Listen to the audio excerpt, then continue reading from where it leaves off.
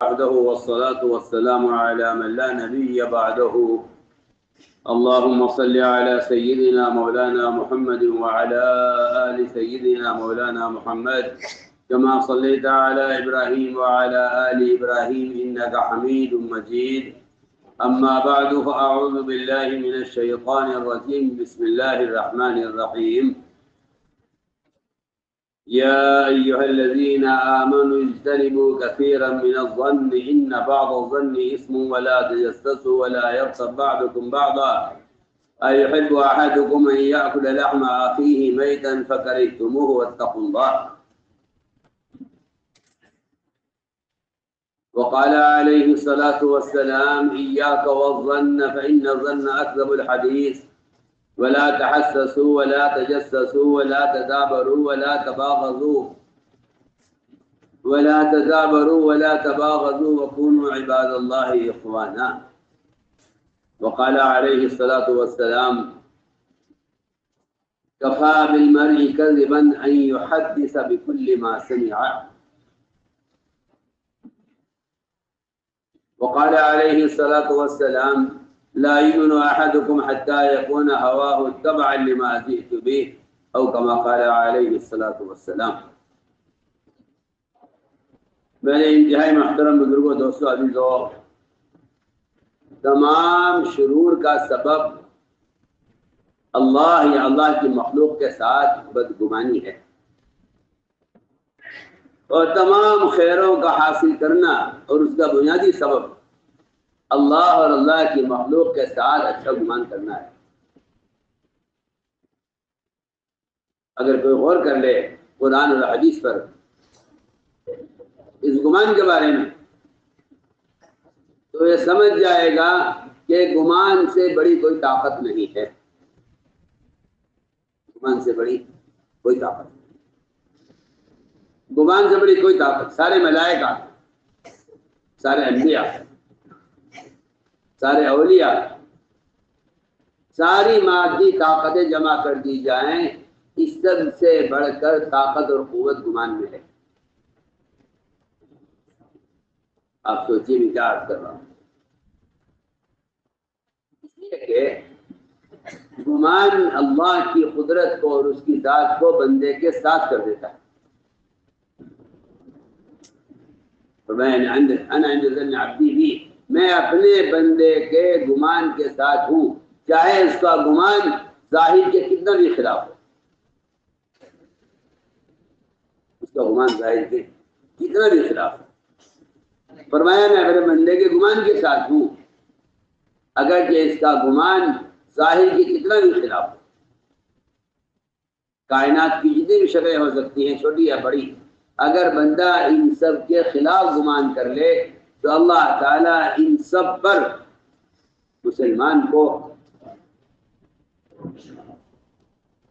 اللہ رب مسلمان کو غالب کر کے رہے۔ اس کے ظن کی وجہ سے اللہ تعالیٰ ان ساری مادی طاقتوں پر مسلمان کو غالب کر کے رہیں گے، صرف اپنی ذات کے ساتھ گمان کے ٹھیک ہونے پر۔ عجیب بات ہے، اللہ تعالیٰ اپنے بندوں کے گمان کا امتحان خطرات میں لیتے ہیں۔ بندوں کے گمان کا امتحان خطرات میں لیتے ہیں۔ بندے کے گمان کا امتحان خطرات میں لیتے ہیں۔ اگر بندہ اچھے حالات میں اور موافق اور مساعد حالات میں یا اسباب کی موجودگی میں اگر بندہ اللہ کے ساتھ گمان کر لے تو اس گمان کا کوئی کمال نہیں ہے۔ اب کوشش یہ کہہ دے کہ ان اسباب کی وجہ سے مجھے امید ہے کہ اللہ تعالیٰ ایسا کر دیں گے، تو میں کہتا ہوں یہ خیال، یہ گمان کے بالکل خلاف ہے، یہ کوئی گمان نہیں۔ تمہارا اللہ سے گمان کرنا کسی شکل کے ہوتے ہوئے یہ گمان کی حقیقت نہیں ہے، یہ گمان کی کوئی حقیقت نہیں ہے۔ میں بہت ضروری باتیں مجھے عرض کرنی ہے، یہ گمان کی کوئی حقیقت نہیں ہے۔ کہ آپ ظاہری اسباب، اس لیے کہ گمان ایک ایسی چیز ہے، میں بہت اہم بات کرتا ہوں، گمان ایک ایسی چیز ہے جو اللہ اور غیر اللہ کے درمیان تقسیم نہیں ہو سکتی۔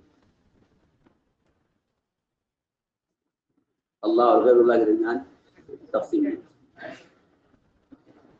اللہ اور غیر اللہ کے درمیان گمان ایسی چیز ہے جو تقسیم نہیں ہو سکتی۔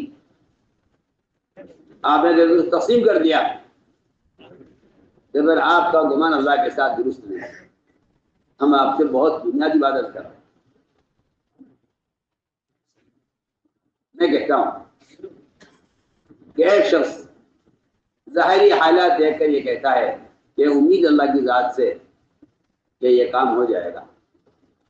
بس یاد رکھو، جہاں تمہارے گمان میں اللہ کا غیر داخل ہو جائے گا وہاں آپ کا گمان اللہ کے ساتھ بگڑ جائے گا۔ ہم خود بہت ضروری بات کر رہے ہیں۔ اس طرح اس کی ذات کے ساتھ اس کے غیر کی شراکت ممکن نہیں ہے، اس طرح اس کی ذات سے گمان کرنے میں اس کے غیر کو کوئی دخل نہیں ہے، اس کے غیر کو کوئی دخل نہیں۔ اگر آپ کسی مخلوق کو شریک کرتے ہوئے اللہ سے گمان کرتے ہیں تو میں کہتا ہوں کہ یہ کوئی گمان نہیں چاہیے۔ اس لیے میں نے عرض کیا کہ اللہ تعالیٰ کا یہ نظام ہے کہ وہ گمان کا امتحان خطرات میں لیتے ہیں۔ تو اس بات سنو، گمان کے امتحان خطرات میں لیتے ہیں۔ جب نبی ظاہری تمام اسباب کے اعتبار سے پوری طرح مایوس ہو جاتے ہیں اور خطرات اور جان کا نقصان سامنے نظر آ جاتا ہے، رسول اللہ تعالیٰ انبیاء کا امتحان لیتے ہیں کہ اس وقت ان کا ہمارے ساتھ کیا گمان ہے۔ ابراہیم علیہ السلام کو جب آگ میں ڈالا گیا، اللہ تعالیٰ نے اس وقت ابراہیم علیہ السلام کے گمان کا امتحان لیا اور انتہائی سخت ترین اور انتہائی خطرناک موقع پر جبرائیل اکیلے نہیں بلکہ سمندروں کے فرشتے کو اور پہاڑوں کے فرشتے کو لے کر حاضر ہوئے اور یہ کہا کہ بتائیے اس وقت آپ کی کیا حاجت ہے اور اس وقت ہم آپ کی کس کام آ سکتے ہیں۔ یہ گمان تھا ابراہیم علیہ السلام کا کہ اللہ ہمیں ضائع نہیں کریں گے، ہمیں اللہ کا گمان اس پر مجبور کرتا ہے۔ اللہ کے گمان کا تقاضا یہ ہے کہ ہمیں آپ کی حاجت نہیں۔ اللہ کے گمان کا تقاضا یہ ہے کہ ہمیں آپ کی حاجت نہیں۔ اما الیک فلا، یہ جملہ جو کہلوایا ہے یہ گمان کی طاقت ہے جو جبرائیل کی قوت کا اور جبرائیل کی استعانت اور اس کی مدد کا انکار کروا رہا ہے۔ میں عرض کرنا چاہتا ہوں کہ جب گمان اللہ کے ساتھ درست ہو جاتا ہے تو یہ بات صرف ابراہیم علیہ السلام کے لیے نہیں بلکہ دجال کے زمانے کا مسلمان بھی اگر دجال کی آگ میں اللہ کے ساتھ گمان ٹھیک کر کے داخل ہو جائے تو روایت میں ہے کہ اللہ تعالیٰ دجال کے زمانے کے مسلمان کے لیے آگ کو اس طرح ٹھنڈا کریں گے جس طرح ابراہیم علیہ السلام کے لیے نمرود کو ٹھنڈا کیا ہے۔ آپ ابتدا سے انتہا تک دیکھیں، یہ گمان اپنی جگہ اپنی حالت پر ہے، زمانہ جتنی چاہے بدل جائے۔ مجھے گمان عرض کرنا ہے کہ حسن ظن کے ساتھ کیا خیریں ہیں اور بدگمانی کے ساتھ کیا شر ہے، مجھے عرض کرنا ہے۔ گمان ایک ایسی طاقت ہے جس کے مقابلے میں ساری مادی طاقتیں فیل ہیں۔ چنانچہ اللہ تعالیٰ ایسے حالات بنا دیتا ہے دنیا میں ایمان والوں کے لیے جس میں ان کے ایمان کا اور ان کے گمان کا امتحان ہوتا ہے. اور ایمانی گمان ہے اللہ سے بدگمان ہونا صرف کافر کا مزاج ہے. مومن اللہ سے بدگمان نہیں ہو سکتا.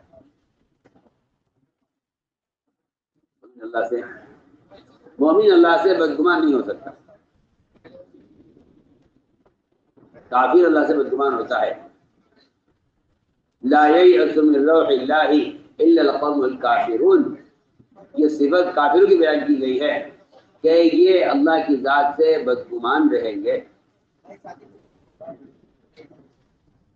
آپ غور کریں میری بات کی. گمان ہے ابراہیم علیہ السلام کا. آگے حضور اکرم صلی اللہ علیہ وسلم نے حضور صدیق رضی اللہ تعالیٰ نے گمان کو ٹٹولا اس وقت جب دشمن قریب پہنچ چکا تھا. حضور صدیق رونے لگے. کہا ابو بکر اس وقت تمہارا کیا گمان ہے اس ذات کے بارے میں جو ہمارے ساتھ تیسرا ہے. گمان تمہارا کیا گمان اس ذات کے بارے میں جو ہمارے ساتھ تیسرا ہے. یہ انتہائی خطرے کا موقع تھا جس میں وہ صدیق رضی اللہ تعالیٰ عنہ کو یہ پورا خطرہ ہو گیا تھا اس بات کا کہ یہ ہم تک پہنچ گئے ہیں. آپ نے فرمایا تمہارا کیا گمان اس ذات کے بارے میں جو ہمارے ساتھ تیسرا ہے. میں عرض کرتا ہوں بالکل یہی صورتحال ابو دردہ کے ساتھ پیش آئی جب ان سے لوگوں نے آ کر کہا کہ آپ کے مکان جل رہا ہے, آپ کے مکان میں آگ لگ گئی ہے. ایک نے, دوسرے نے, تیسرے نے, تینوں نے آ کر کہا ان کا گمان اللہ کی ذات کے ساتھ یہ کہہ رہا ہے کہ اللہ میرا مکان نہیں جلائیں گے. میرا گمان اللہ کے ساتھ یہ نہیں ہے کہ وہ مجھے دعا سکھلا دے میرا مکان جلا دے. مجھے اس بات کی پوری امید ہے, یقین ہے مجھے اللہ میرا مکان نہیں جلائیں گے. اللہ اپنے بندے کے گمان کے ساتھ ہیں حالات کیسے بھی ہوا کرے. وہاں ابراہیم علیہ السلام کے لیے آگ کو ٹھنڈا کیا, یہاں ابو دردہ کے لیے آگ کو ٹھنڈا کیا. میں تو آپ کو مثالیں عرض کر رہا ہوں کہ کون کون سے مواقع ہیں جہاں انتہائی خطرہ تھا. لیکن وہی بات ہے کہ حالت کیسے بھی ہوں اللہ کے ساتھ گمان کا درست کرنا وہ حالات کو ایسا پلٹ دیتا ہے اور ایسا بدل دیتا ہے کہ آدمی اس کا تصور بھی نہیں کر سکتا. تو گمان کا امتحان اور گمان کا کمال خطرات میں ہے. میں عرض کرتا ہوں اگر بندہ اسباب کے اعتبار سے یہ امید کر لے کہ یہ زمین اتنا غلہ دے گی, یہ باغ اتنا پھل دے گا, یہ بھینس اتنا دودھ دے گی, تو میں تو آپ سے بے تکلف کہتا ہوں اور حقیقت عرض کر رہا ہوں کہ جو لوگ اپنے اسباب کی پیداوار کو اور اپنے اسباب کی آمدنی کو اپنے اندازے سے محدود کر لیتے ہیں وہ بھی اللہ سے بدگمان ہیں.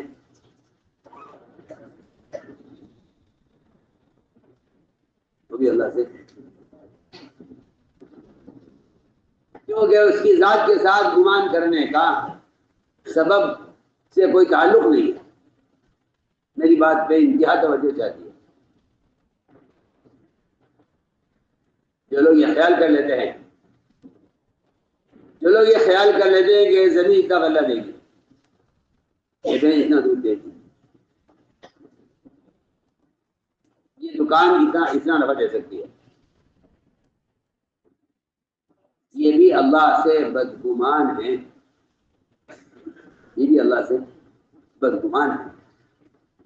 لیکن میں کہہ چکا ہوں, آپ سے دوبارہ کہہ دیتا ہوں کہ اللہ کے ساتھ گمان کرنے میں سبب کا کوئی دخل نہیں ہے. جو اللہ سے گمان کرنے میں اسباب کو داخل کر لے گا وہ اللہ سے بدگمان ہو جائے گا, کیونکہ گمان سبب اور خالق اسباب کے درمیان گمان تقسیم نہیں ہو سکتا. میں بہت کام کی بات آپ سے عرض کر رہا ہوں.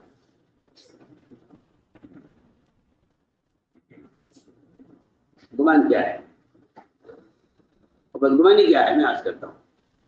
انسانی تجربات اللہ سے بدگمان کر دیتے ہیں.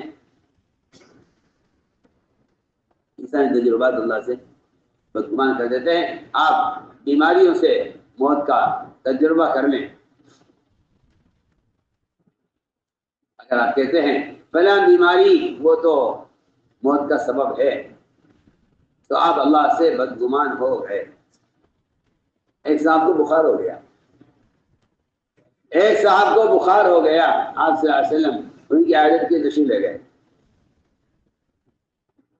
آپ نے دیکھ کے فرمایا لا باس طہور انشاءاللہ، کوئی گھبرانے کی بات نہیں، تم ٹھیک ہو جاؤ گے، اور یہ تو تمہارے گناہوں سے معافی کے لیے اور گناہوں سے تمہاری پاکی اور تمہاری دھلائی کے لیے یہ بخار آیا ہے.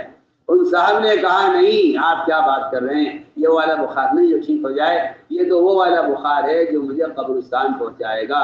آپ نے تو میں فنان کی زن، اگر تمہارا گمان اللہ کے ساتھ یہ ہے پھر تمہارے لیے موت ہی مناسب ہے. اور سوچیے آپ، ایک معمولی بخار پر ایک شخص نے بدگمانی پر موت کا تذکرہ کر دیا. آپ نے فرمایا پھر تمہارے لیے موت ہی مناسب ہے. نام کی زن، اگر تمہارا تجربہ اس بخار سے موت کا ہے تو پھر تمہارے لیے موت ہی مناسب ہے. میں عرض کرتا ہوں سب سے اہم بنیادی بات یہ ہے کہ بندہ اللہ کے ساتھ گمان ٹھیک کرے. بندہ اللہ کے ساتھ گمان ٹھیک کرے. اللہ کے ساتھ گمان بگڑ گیا تو یہ دنیا میں پریشان رہے گا، اور اللہ کی ذات کے ساتھ اور اللہ کے غیر سے گمان کرنا اس کو فقیر بنا دے گا. اس کو فقیر بنا دے گا. اس نے فرمایا کہ سب سے پہلا کام یہ ہے کہ مومن اللہ کے ساتھ اپنے گمان کو ٹھیک کرے. اللہ کے ساتھ اپنے گمان کو ٹھیک کرے. مومن اللہ کے ساتھ اپنا گمان ٹھیک کرے. دوسری بات یہ ہے کہ جو درجہ اللہ کے ساتھ گمان ٹھیک کرنے کا ہے وہ درجہ اللہ کی مخلوق کے ساتھ بھی گمان ٹھیک کرنے کا ہے.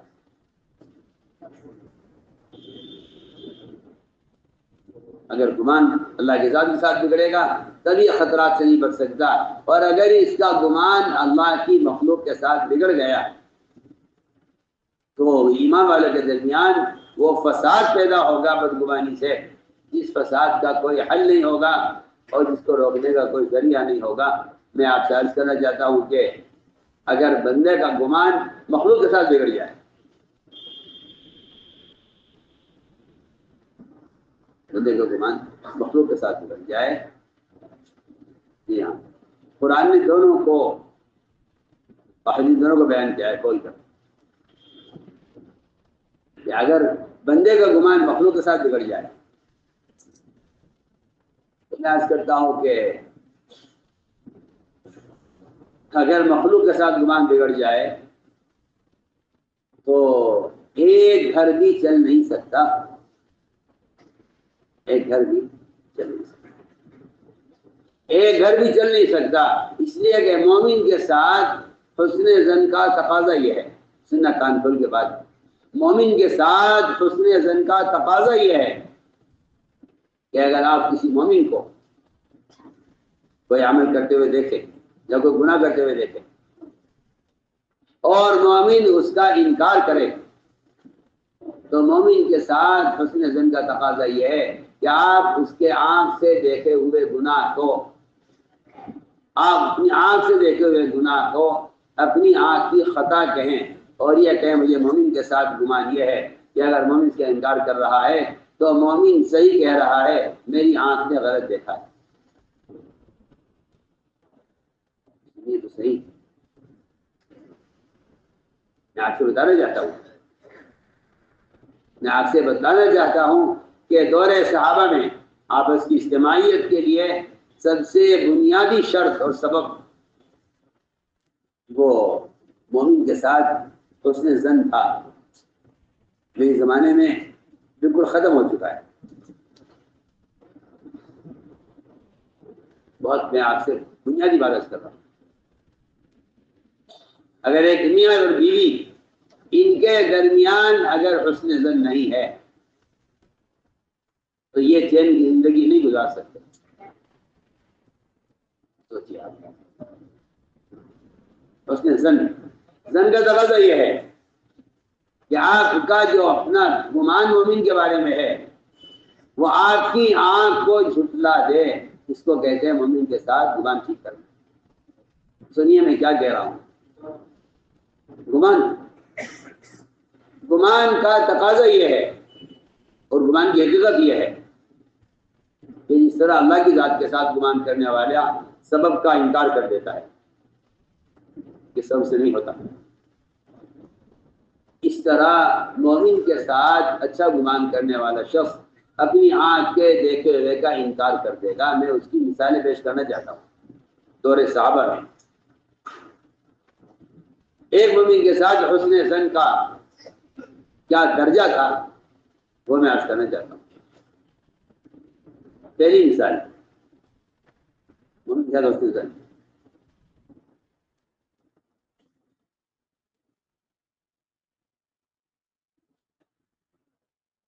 میں رواحہ رضی اللہ تعالیٰ عنہ رات کو بیوی کے پاس سے اٹھے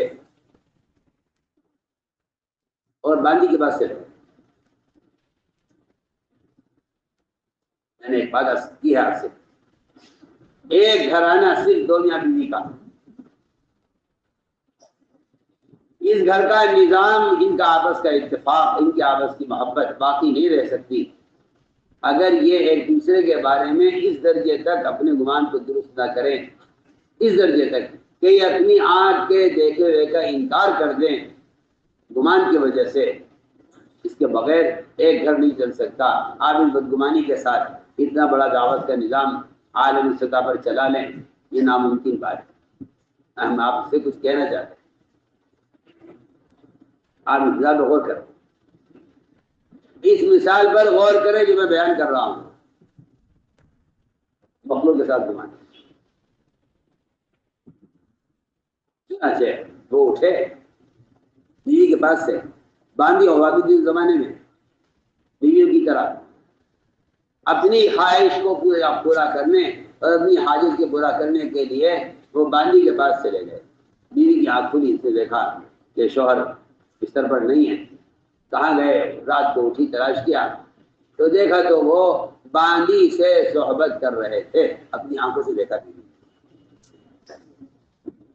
جو غصہ ہے کہ مجھے چھوڑ کر وہاں کیوں گئے. غصہ اتنا آ گیا کہ وہ اٹھی اور اس نے چھرا نکالا اور چھرا لے کر اس ارادے سے آئی کہ یہ چھرا میں شوہر کے سینے میں گھسا دوں گی. آج تو غصے میں تھی. ادھر چھرا تلاش کیا. یہ باندھی سے فارغ ہو چکے تھے. بیوی سے پوچھا مریم کیا بات ہے تو کیوں چھرا لے کے کہاں جا رہی ہے؟ کیا بات پیش آ گئی آج رات کو؟ بیوی نے کہا میں اگر تمہیں وہاں دیکھ لیتی جہاں تم تھے تو میں سینہ چھرا تمہارے سینے میں گھسا دیتی. شوہر نے کہا تم نے مجھے کہاں دیکھ لیا؟ شوہر نے کہا تم نے مجھے کہاں دیکھ لیا؟ بیوی نے کہا تم بانی کے ساتھ نہیں تھے. رواحہ نے کہا دیکھو ایک بات سنو. یہ تو ناممکن بات ہے کہ اللہ کے رسول صلی اللہ علیہ وسلم کسی امتی کو کسی مومن کو کسی کام سے روک دیں پھر بھی مومن اللہ کے نبی کی نافرمانی کرے. ایسا نہیں ہو سکتا. نہ کہنے ایسا نہیں ہو سکتا. یہ دیکھو بات سنو. اللہ کے رسول صلی اللہ علیہ وسلم نے جنابت کی حالت میں غسل کی حاجت میں قرآن کی تلاوت سے منع کیا ہے. اس کی بات تو مانتی ہو کیا مانتی؟ میں تمہیں قرآن پڑھ کر سناتا ہوں. اس سے تمہیں یقین ہو جائے گا کہ میں غسل کی حاجت پر اور میں نہیں ہوں. انہوں نے قرآن نہیں پڑھنا تھا ان کو. انہوں نے عربی کی کچھ اشعار پڑھ دیے. بیوی کو قرآن پڑھ نہیں تھی. بیوی یہ سمجھی کہ یہ قرآن پڑھ رہے ہیں. انہوں نے عربی کے اشعار پڑھ دیے. اتانا رسول اللہ یتلو کتابہ کما لاح مسلم الفجر ساطع اتى بالهدى بعد العمى وقلوبنا فيه موقنات قال ما انما قال واقع یبیت یجافی جنبه عن فراشه اذا استثقلت بالمشرکین المضاجع. یہ اشعار انہیں پڑھے جس کا خلاصہ یہ تھا کہ حضور اکرم صلی اللہ علیہ وسلم اللہ کی کتاب قرآن کی تلاوت کرتے ہوئے ہماری طرف آئے، اور آپ کا قرآن اور آپ کا دین وہ سورج سے زیادہ روشن اور سورج سے زیادہ واضح ہے.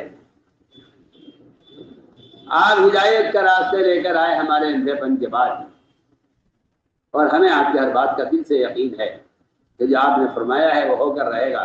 آگے وہ یہ بھی کہہ گئے اپنے شہر میں کہ کافر اور مومن کے درمیان، مشرک اور مومن کے درمیان رات کے قیام اور تہجد کا فرق ہے. سنیے تہجد کو ہلکا سمجھنے والے سنیں، تہجد کو ہلکا سمجھنے والے سنیں کہ مومن کافر کے درمیان رات کے قیام کا فرق ہے. مومن کافر کے درمیان رات کے قیام کا فرق. دو آیتیں قرآن کی ایسی ہیں جس سے معلوم ہوتا ہے کہ مومن کافر کے درمیان رات کے قیام کا بھی فرق ہے. جی ہاں، قرآن یہ کہتا ہے قل تمتع بکفرک قلیلا انک من اصحاب النار. یہ کافر کے بارے میں آیت ہے. قل تمتع بکفرک انک من قل تمتع بکفرک قلیلا انک من اصحاب النار. کافر کے بارے میں اللہ فرما رہے ہیں قرآن میں کہ تو اپنے کفر کے وجہ سے کچھ دن دنیا میں مزے اڑا لے، پھر تیرا ٹھکانہ جہنم ہے. اگلی آیت یہ ہے امن ہوا قانت آناء اللیل ساجدا وقائما یحذر الآخرہ ویرجو رحمت ربی. آپ ان دو آیتوں کو غور کریں، ان میں کافر کے متعلق یہ فرمایا جا رہا ہے. یہاں عبداللہ بن رواحہ اپنے شہر میں یہ بھی کہہ گئے یہ بھی جافی جنبه عن فراشه اذا استثقلت بالمشرکین المضاجع، کہ مومن کی تو کیفیت یہ ہے، اس کی صفت تو یہ ہے کہ اس کا تو پہلو بستر سے دور رہتا ہے رات کو اللہ کی عبادت میں، جبکہ کافر رات کو پڑھ کر سوتا ہے تو صبح تک سوتا ہے. یہ کافر مومن کے درمیان انہوں نے اپنے شعر میں فرق بیان کیا ہے. میں عرض کر رہا تھا کہ انہوں نے یہ اشعار پڑھ کر سنایا. بیوی سنجو قرآن پڑھ رہے اور یہ اس کو یقین ہے بیوی کو کہ ایسا نہیں ہو سکتا کہ ایک مسلمان کو اللہ محمد صلی اللہ علیہ وسلم ایک کام کے کرنے سے روک دیں پھر بھی کوئی امتی نبی کی مخالفت کر جائے. ایسا تو ناممکن بات ہے. یہ کہتی ہے کہ میں نے آپ کی بات کا یقین کر لیا ہے اور میرا گمان آپ کی بات کے بارے میں میرا گمان درست ہے، اور مجھے آپ کے ساتھ اچھا گمان ہے کہ آپ نے ایسا نہیں کیا ہے، میری آنکھ نے غلط دیکھا ہے. میری آنکھ نے سوچیا ایک مومن کی بات کا ایسا یقین، ایک مومن کی بات کا اس درجے میں یقین کہ میری آنکھ نے غلط دیکھا. ایک صاحب شراب پی رہے تھے، ایک صاحب شراب پی رہے تھے اور تمہوں نے دیکھ لیا، شراب پیتے ہوئے دیکھ لیا حضرت عمر نے. اچھا تم شراب پی رہے ہو، بتائیے اس سے عمر رضی اللہ تعالیٰ عنہ کسی کو خامخواہ متہم کر دے، کسی کو بلا تحقیق یہ کہہ دے کہ تم شراب پی رہے ہو اور تمہوں نے دیکھ کر کہا کہ تم شراب پی رہے ہو. اس شراب پینے والے نے کہا قسم الذات علی کی، جس کے سوا کوئی عبادت کے لائق نہیں ہے، میں شراب نہیں پی رہا ہوں. اور عمر نے فرمایا کہ میں اپنی آنکھ کے دیکھتے ہوئے کو جھٹلاتا ہوں، مجھے ایک مومن کی بات کا یقین ہے.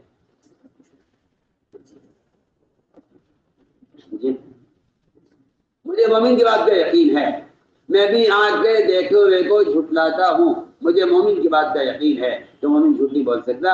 اگر شراب پینے والا قسم کھا کر یہ کہہ رہا ہے کہ میں نے شراب نہیں پی تو مجھے آپ کی بات کا یقین ہے اور میری آنکھ نے غلط دیکھا ہے، میں آپ کی بات کو قبول کرتا ہوں.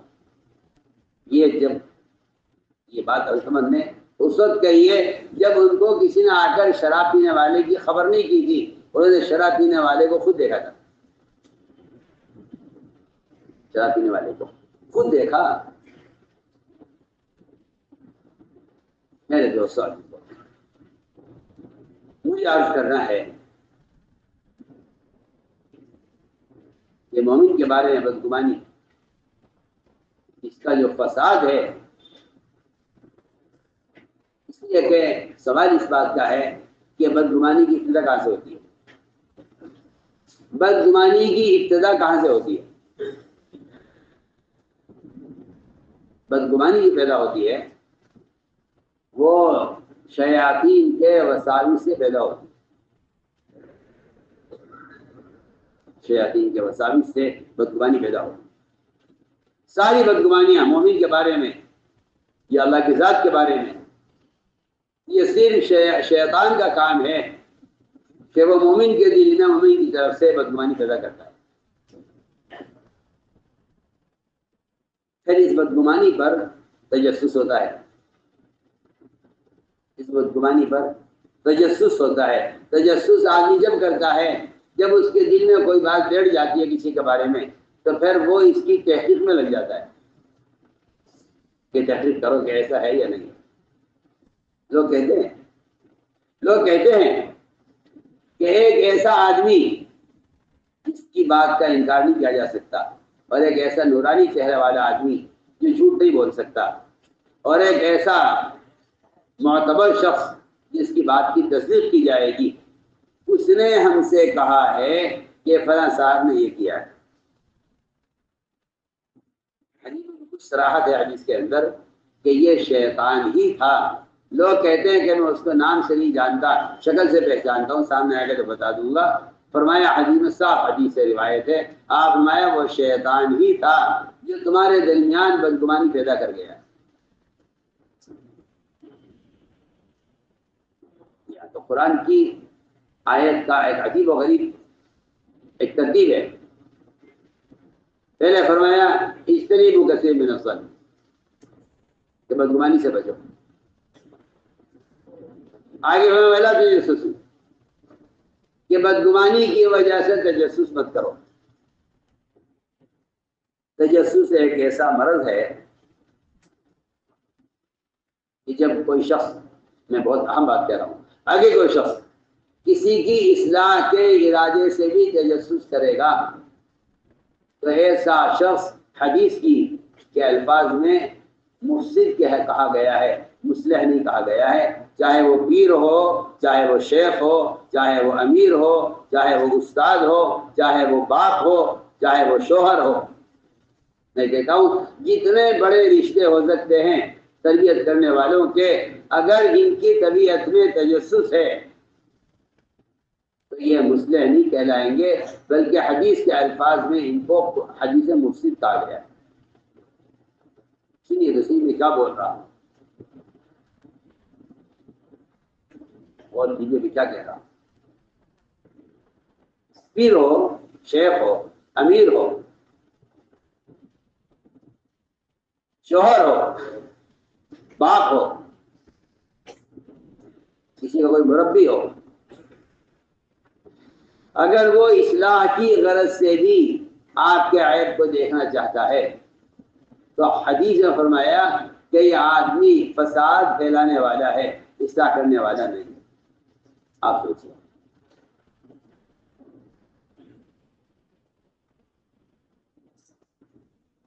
اب وہ چیزیں بھی کیا کرنا کے ساتھ روایت ہے ان جگہ اتبعت عورات المسلمین افسدتهم، کہ اگر تم نے مسلمانوں کا عیب تلاش کیا، اگرچہ تمہارا ارادہ ان کی اصلاح کا بھی ہو، تب بھی تم نے فساد پیدا کیا ہے، اور تم فسادی ہو، تم مصلح نہیں۔ اللہ کا نظام عجیب ہے، اللہ تعالیٰ کا عجیب نظام ہے۔ اللہ تعالیٰ مخلوق کی اصلاح کا کام ان لوگوں سے لیتے ہیں جو اس کی مخلوق کے بارے میں خیر خواہ اور اس کی مخلوق کے بارے میں محسن ہوتے ہیں۔ اللہ ان سے اپنی مخلوق کی اصلاح کا کام لیتے ہیں۔ عمر رضی اللہ تعالیٰ عنہ رات کو چکر لگا رہے تھے مدینے کی گلیوں کا، امیر المومنین ہیں، رعایا کی نگرانی باپ سے بڑھ کر ان کے ذمہ ہے۔ باپ تو اپنی اولاد کا نگراں ہوتا ہے اور امیر ساری رعایا کا نگراں ہوتا ہے۔ چکر لگا رہے تھے عمر رضی اللہ تعالیٰ مدینے کی گلیوں میں، اچانک رات کو کسی گھر سے چراغ کے جلنے کی روشنی اور کچھ آواز محسوس ہوئی کہ رات میں کیا ہو رہا ہے، یہ رات عبادت کے لیے ہوتی ہے یا آرام کے لیے ہوتی ہے، یہ کیا ہو رہا ہے؟ قریب آئے تو اندر سے کچھ گانے کی آوازیں آ رہی ہیں۔ اگر وہ خیال یہ ہوا کہ اگر میں نے دروازہ کھلوایا تو یہ گناہوں میں مشغول ہیں، اس کو چھوڑ دیں گے، لہذا ان کو گناہ کرتے ہوئے پکڑا جائے۔ یا اسے کہتے ہیں چھاپا مارنا۔ میں بہت اہم بات آپ سے کر رہا ہوں، کسی مسلمان کے بارے میں یہ دل میں ارادہ رکھنا کہ میں اسے گناہ کرتے ہوئے دیکھ لوں۔ میں کہتا ہوں کہ مسلمانوں میں فساد پیدا کرنے کے لیے کافی ہے کہ جو آدمی کسی مسلمان کو گناہ کی حالت میں دیکھنا چاہتا ہے، اس کے دل میں کہیں سے کہیں تک بھی ان کی اصلاح کا ارادہ نہیں، کہیں سے کہیں تک بھی۔ ہم آپ سے بہت بنیادی بات کرتے ہیں، میں کیا آپ سے کہوں، اگر کوئی مسلمان، اللہ اکبر، اگر کوئی مسلمان اپنے دشمن کو بھی گناہ کی حالت میں دیکھ کر یا اس سے کسی جرم کے صادر ہونے پر اس کے جرم سے خوش ہوتا ہے تو اللہ ایسے مسلمانوں سے دین کا کام نہیں لیں گے۔ آپ سنیے میں کیا بول رہا ہوں۔ کوئی مسلمان اگر اپنے دشمن کو، کوئی مسلمان اپنے کسی دشمن کے متہم ہونے پر یا اس کے کسی گناہ کے کرنے پر اگر کسی مسلمان کو ذرہ برابر مسرت ہوتی ہے یا غم نہیں ہوتا تو اللہ تعالیٰ ایسے مسلمانوں سے دنیا میں دین کا کام نہیں لیں گے۔ یہ میں بالکل آپ سے پکی پکی بات عرض کر رہا ہوں۔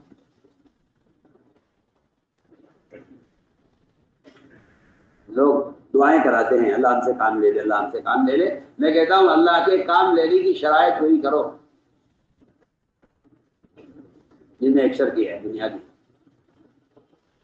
کہ اگر آپ کے دل میں ذرہ برابر بھی اس بات کا ذرہ برابر بھی خیال ہے کہ آپ کا دوست نہیں آپ کا دشمن وہ کسی گناہ میں پکڑا جاتا یا کسی جرم میں پکڑا جاتا اور آپ کو اس سے خوشی ہے تو آپ یاد رکھیے گا کہ اللہ تعالیٰ ایسے لوگوں سے اپنی مخلوق کی اصلاح کا کام نہیں لیتے۔ میں عرض کر رہا تھا عمر رضی اللہ تعالیٰ نے دیوار پھلان کر داخل ہوئے، اندر دیکھا تو ایک بڑے میاں شراب پی رہے تھے اور ایک گانے والی ناچنے والی وہ ناچ رہی تھی، گا رہی تھی۔ بڑے میاں عمر رسیدہ تھے، انہیں معلوم نہیں ہو سکا، حضرت عمر ان کے قریب تک پہنچ گئے۔ اچانک ان میں نظر پڑی کہ عمر گھر کے اندر موجود ہے۔ حضرت عمر نے دیکھ کر فرمایا کہ میں نے اس سے بڑا منظر کوئی نہیں دیکھا کہ ایک آدمی جو موت کا منتظر ہے اور قبر کے قریب ہے اپنی عمر کو پہنچ چکا ہے، وہ اس گناہ کے اندر مبتلا ہے۔ بڑے نے کہا عمر تم مجھے سزا دینے میں جلدی مت کرو، اگر میں اللہ کے حکم توڑ رہا ہوں کہ شراب پی رہا ہوں تو تم نے اللہ کے 3 حکم توڑے ہیں، تم دروازے سے نہیں آئے، اللہ کا حکم ہے دروازے سے آؤ، تم نے سلام نہیں کیا، اجازت نہیں مانگی، اللہ کا حکم ہے کہ گھر میں آؤ، اجازت لے کر سلام کر کے آؤ، اور تیسرا جو گناہ آپ نے کیا ہے عمر وہ میرے گناہ کو تلاش کیا ہے گھر میں گھس کر اور مجھے گناہ کرتے ہوئے پکڑنے کی کوشش کی ہے تم نے، یہ تمہارا تیسرا گناہ ہے۔ میں نے ایک حکم توڑا ہے اللہ کا، میں شراب پی رہا ہوں، تم نے اللہ کے 3 حکم توڑے۔ رضی اللہ تعالیٰ عنہ اس رعایا کے آدمی کی شراب کے گناہ کو تو بھول گئے اور اپنے 3 گناہوں پر اتنا روئے کہ عمر کی آواز نکل آئی، آواز کو چھپایا ہے عمر نے کہ باہر لوگ پوچھیں گے کیا بات پیش آ گئی ہے، تو ایک مسلمان کا عیب کھلے گا۔ عمر رضی اللہ عنہ اپنی آواز کو دبا کر کسی طرح باہر نکلے۔ عبداللہ بن مسعود ساتھ تھے رات کو، ان کو بھی نہیں بتلایا کہ میں نے گھر میں کیا دیکھا ہے۔ اللہ مجھے معاف کرے، ہمارا حال تو یہ ہے کہ اگر ہمیں ہمارے کسی ساتھی کے بارے میں کوئی بات معلوم ہو جائے تو ہمارے پیٹ میں درد رہتا ہے، جب تک میں اس بات کو دوسرے پہ نقل نہ کر دوں ہمیں سکون نہیں ہوتا۔ ایسا معلوم ہوتا ہے کہ لوگوں کے عیوب کو لوگوں تک پہنچانے میں زیادہ تقاضا ہوتا ہے، بجائے اس کے کہ لوگوں کی اچھی باتوں کو لوگوں میں منتقل کرتے اور اچھی باتوں کے تذکرے کرتے۔ یہ اندر کا مرض ہے کہ طبیعت پر تقاضا ہوتا ہے اس کا۔ آج اگر آپ کو آپ کے کسی مخالف یا آپ سے نا اتفاقی رکھنے والے کی کوئی بات آپ تک پہنچ جائے تو میں کہتا ہوں ایک مسلمان کو مسلمان کی یہ گناہ کی وجہ سے مسرت ہوتی ہے اور وہ اس بات کو دوسروں پر نقل کرنے کی جلدی کرتا ہے۔ یہ بات بالکل حق ہے اور یہ بات بالکل ثابت ہے، قرآن اور حدیث سے بات ثابت ہے کہ زنا کی خبر کرنے والا زنا کرنے والے سے اللہ کی نظر میں زیادہ بدتر ہے۔ زنا کی خبر بھی کر دے، کوئی کسی کو زنا کی خبر کر دے، یہ زنا کا مخبر زنا کرنے والے سے زیادہ بدتر ہے۔ زنا کرنے والے کے لیے ایک عذاب ہے آخرت کا، وہ بھی جب ہے اگر وہ توبہ نہ کرے۔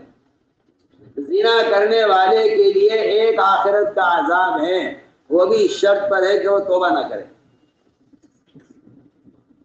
شرط ہے کہ وہ توبہ نہ کرے۔ لیکن زنا کی خبر کرنے والے کے لیے دگنا عذاب ہے، دنیا کا عذاب الگ ہے، آخرت کا عذاب الگ ہے۔ سوچیے آپ، ڈبل عذاب، دنیا کا الگ آخرت کا۔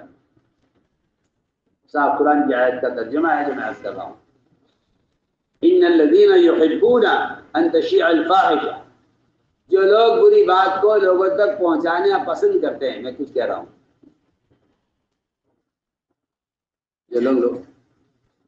جو لوگ بری بات کو لوگوں تک پہنچانا پسند کرتے ہیں، فرمایا کہ ان کے لیے ڈبل عذاب ہے، دنیا کا عذاب الگ ہے، آخرت کا عذاب الگ ہے۔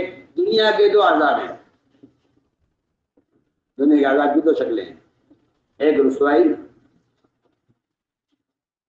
ایک رسوائی۔ اللہ اکبر، اس لیے کہ جو شخص اللہ کے کسی بندے کو رسوا کرنے کا ارادہ کر لیتا ہے، اللہ تعالیٰ اس شخص کی رسوائی کا فیصلہ کر دیتے ہیں۔ ایک بات، دوسرا عذاب اس سے بڑا ہے۔ دوسرا عذاب یہ ہے کہ زنا کی خبر یا کسی عیب کی خبر کرنے والا آدمی مرے گا نہیں جب تک وہ خود اس گناہ کو نہ کر دے۔ کیا آپ سے عرض کروں، میں بہت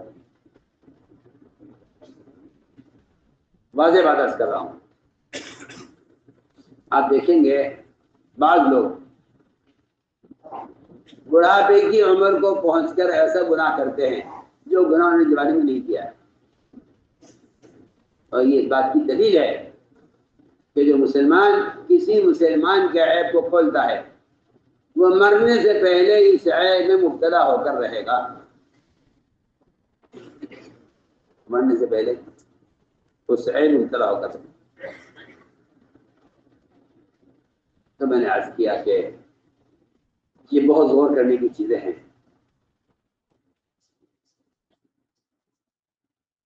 میں نے عرض کیا کہ عمر رضی اللہ تعالیٰ عنہ اس بات کو ایسا چھپا گئے کہ انہوں نے قریب والوں سے بھی اس کی ذکر نہیں کیا۔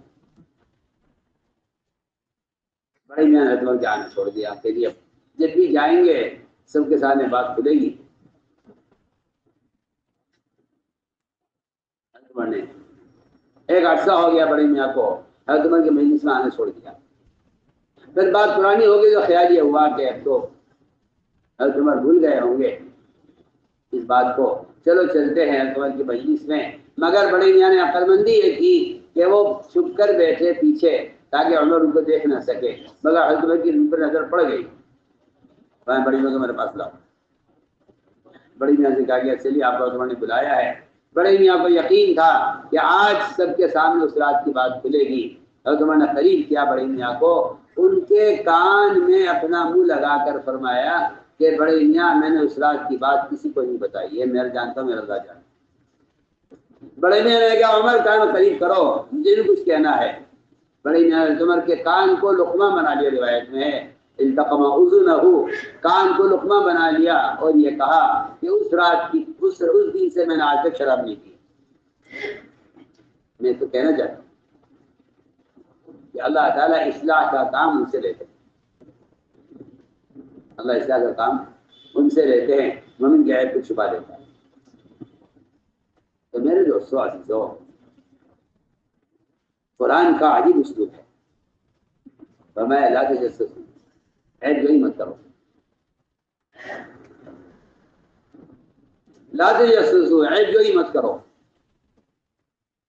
اور آگے روایت تو عجیب و غریب روایت ہے، فرمایا ایاک والظن، تو مومن کے بارے میں بدگمانی سے بچو، ان الظن اکذب الحدیث۔ اب یہ کیا عجیب بات ہے کہ باقی ساری باتیں جھوٹی ہو سکتی ہیں، لیکن مومن کے بارے میں بدگمانی کرنا یہ سب سے بڑا جھوٹ ہے،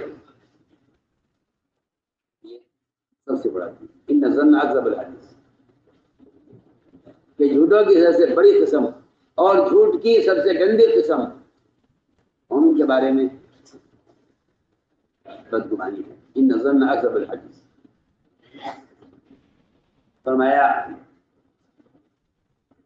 ولا تحاسدوا، حدیث کے الفاظ بھی عجیب ہیں، فرمایا ولا تحاسدوا، اگر اللہ تعالیٰ نے کسی مومن کو کسی خیر سے نوازا ہے، اگر اللہ نے کسی مومن کو کسی خیر سے نوازا ہے تو اس پر حسد مت کرو۔ سمجھتے ہیں کہ صلاحیتیں ضائع ہوتی ہیں، صلاحیتیں جو ضائع ہوتی ہیں وہ صلاحیتیں حسد کی وجہ سے ضائع ہوتی ہیں، صلاحیتیں حسد کی وجہ سے ضائع ہوتی ہیں۔ حسد واقعی ایک ایسی بیماری ہے۔ فضیل بن عیاض سے پوچھا گیا کہ حسد اور غصے میں کیا فرق ہے؟ حسد اور غصے میں کیا فرق ہے؟ یا ایک ہے کسی کی نعمت کو دیکھ کر رش کرنا، ایک ہے کسی کی نعمت کو دیکھ کر رش کرنا، ایک ہے کسی کی نعمت کو دیکھ کر حسد کرنا۔ فرمایا کہ حسد اور غصے میں مومن منافق کا فرق ہے، فرقان مومن اور کیا بات، حسد اور غصے میں مومن منافق کا فرق ہے۔ مومن غصہ کرے گا، مومن غصہ کرے گا، منافق حسد کرے گا، گویا کہ ایمان اور نفاق کا فرق ہے حسد اور غصے میں۔ غصے کا مطلب یہ ہے کہ اللہ اے اللہ تو نے جو صفت اس کو دی ہے، عبادت کی، دعوت کی، علم کی، مال کی، سخاوت کی، اے اللہ یہ خیر تم مجھے بھی دے دے، اسے غصہ کہتے ہیں، اس کو غصہ کہتے ہیں، یہ اللہ سے لینے کا ذریعہ ہے۔ اور حسد، یہ حسد تو جو کچھ آپ کو ملا ہوا ہے اس سب کے بھی ضائع ہو جانے کا سبب ہے۔ میں کہتا ہوں ابلیس بننے کا سبب اور ابلیس کے اللہ کی عبادت سے محرومی کا سبب جو ہوا ہے، اللہ کی قسم صرف حسد ہے اور کچھ نہیں۔ آپ اگر غور کریں، علماء نے لکھا ہے اللہ کی کئی نافرمانی آسمانوں میں حسد کی وجہ سے ہوئی ہے، اور پہلا قتل زمین پر حسد کی وجہ سے ہوا ہے۔ ابلیس نے انکار کیا ہے، ابلیس کا انکار آدم کو سجدہ کرنے سے، اس کی کوئی وجہ نہیں ہے سوائے حسد کے۔ یہ کیسے ہو سکتا ہے؟ ہم پرانے ہیں، ہم بہتر ہیں، یہ نیا ہے، اچھی بات ہے۔ میں تم پرانے سے کہتا ہوں، قرآن کی ایک آیت ہے، اگر کوئی اس کو غور کرے، وَكَذَلِكَ فَتَنَّا بَعْضَهُمْ بِبَعْضٍ لِيَقُولُوا أَهَٰؤُلَاءِ مَنَّ اللَّهُ عَلَيْهِم بَيْنِنَا أَلَيْسَ اللَّهُ بِأَعْلَمَ بِالشَّاكِرِينَ۔ عجیب و غریب آیت ہے، میں کہتا ہوں اتنا ڈرنے کی آیت ہے اگر کسی میں سمجھ عقل ہو۔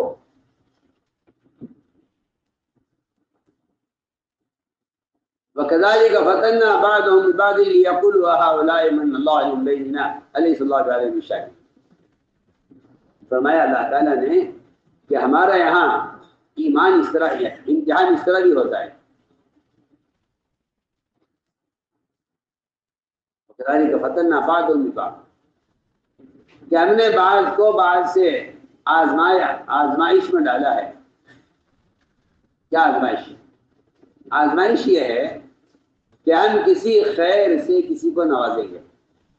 سنیے آپ، ہم کسی خیر سے کسی کو نوازیں گے، علم کی خیر سے نوازیں گے، مال کی خیر سے نوازیں گے، یا عہدے کی خیر سے نوازیں گے، عمارت کی خیر سے نواز دیں گے۔ بلکہ میں کہتا ہوں کہ جو اصل بنیادی بات ہے کہ ہم کسی کو نبوت کی خیر سے نوازیں گے۔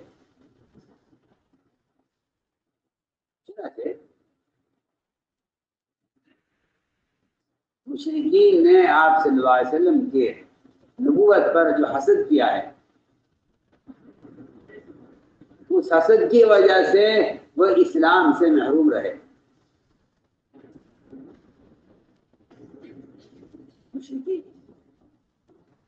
اسلام کی نعمت سے محروم رہے۔ آپ پڑھیے قرآن، آپ پڑھیے سیرت۔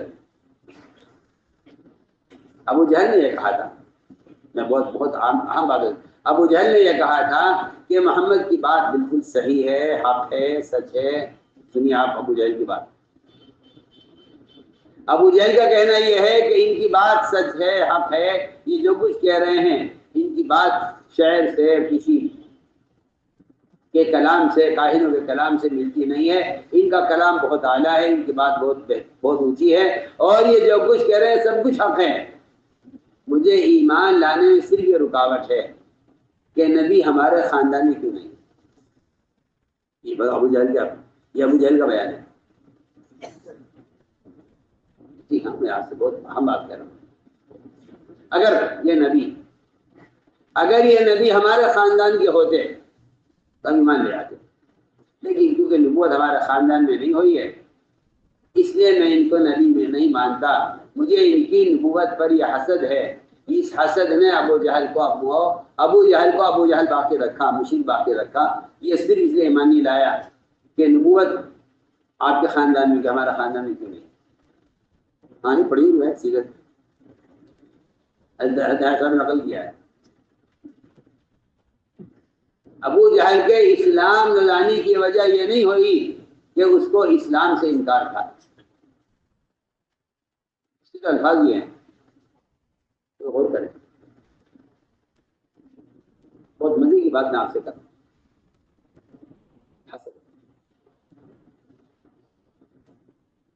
اس نے کہا یہ دارالندوا تمہارا میٹنگ ہال، اور تمہارے پاس رہو، ہم نے برداشت کر لیا۔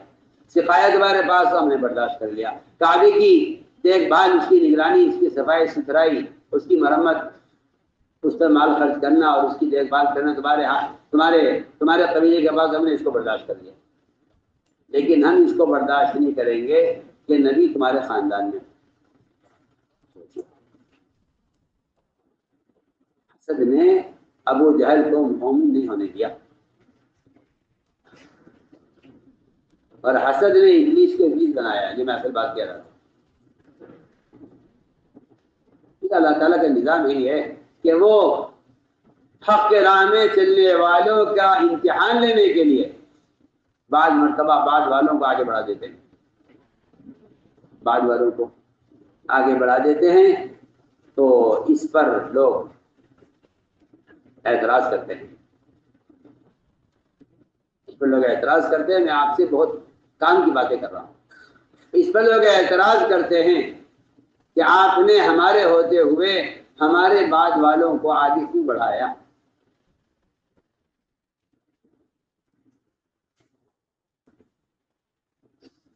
میں آپ سے عرض کرتا ہوں، اللہ کی کئی نافرمانی آسمان میں ہوئی ہے، وہ حسد کی وجہ سے ہوئی ہے۔ ابلیس کو حسد ہوا کہ آدم کو مسجد ملائکہ کیوں بنایا جائے، آدم کو مسجد ملائکہ کیوں بنایا جائے، ہم پرانے ہیں۔ تو اکرم صلی اللہ علیہ وسلم نے ایک یمنی تلوار نکالی، تمہارے اس تلوار کو کون دے گا؟ حضرت عمر کھڑے ہوئے، مجھے دیجیے، تمہارے کیا نہیں، بیٹھ جاؤ۔ اعلان ہوا اس تلوار کو کون لے گا؟ زبیر کھڑے ہوئے، دونوں رشتے دار، دونوں قرابت دار، دونوں استعداد والے، دونوں پرانے۔ زبیر رضی اللہ تعالیٰ عنہ، ادھر حضرت عمر، لوگوں نے بازو میں رکھا نا عمر، حضرت عمر کی استعداد، دونوں کو انکار کر دیا آپ نے، نہ تلوار ان کو دی نہ ان کو دی۔ تیسرا اعلان ہوا کون اس تلوار کو لے گا جو اس کا حق ادا کرے؟ حق ادا کرنے کی بات تیسرے اعلان میں آئی تو یہ دونوں گھبرا کر پیچھے ہٹ گئے کہ بھائی حق ادا کرنا تو ہمارا بس کا نہیں ہے۔ یہ پرانے پن کی بات یہ ہوتی ہے، پرانے پن کی بات یہ نہیں ہوتی کہ ہم اس کے حقدار ہیں، پرانے پن کی بات یہ نہیں ہوتی کہ ہم حقدار ہیں۔ یہ دونوں ڈر گئے، ابو جو ہے عمر اور زبیر رضی اللہ عنہما دونوں ڈر گئے، دونوں پیچھے ہٹ گئے، کہنے لگے نہیں بھائی حق ادا کرنا ہمارے بس کی بات نہیں ہے۔ سنیے آپ،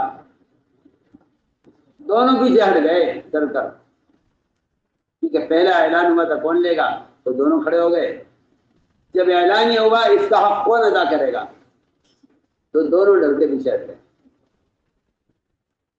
اس اعلان پر ابو دجانہ کھڑے ہوئے، ایک عام صاحب، مجھے یہ تلوار اور بتائیے اس کا حق کیا ہے؟ آپ نے فرمایا کہ اس تلوار کا حق یہ ہے کہ یہ مومن کو چھوئے گی نہیں اور کافر سے چوکے گی نہیں، کافر سے مومن کو چھوئے گی اور کافر سے چوکے گی، دشمن سے چوکے گی نہیں اور مومن کو چھوئے گی نہیں، اس کا حق ہے۔ ابو دجانہ کو آپ نے وہ تلوار دی ان دونوں کے ہوتے ہوئے، دونوں بڑے، دونوں پرانے، ابو دجانہ کو تلوار دے دی۔ ابو دجانہ تلوار کو لے کر میدان کی طرف بڑھے تو زبیر رضی اللہ تعالیٰ عنہ، اس لیے کہ دو قسم کے لوگ ہوتے ہیں، دو قسم کے لوگ ہوتے ہیں، اللہ مجھے معاف فرمائے۔ ایک قسم ہوتی ہے جو اس راستے میں خواہش کی بنیاد پر چلتے ہیں،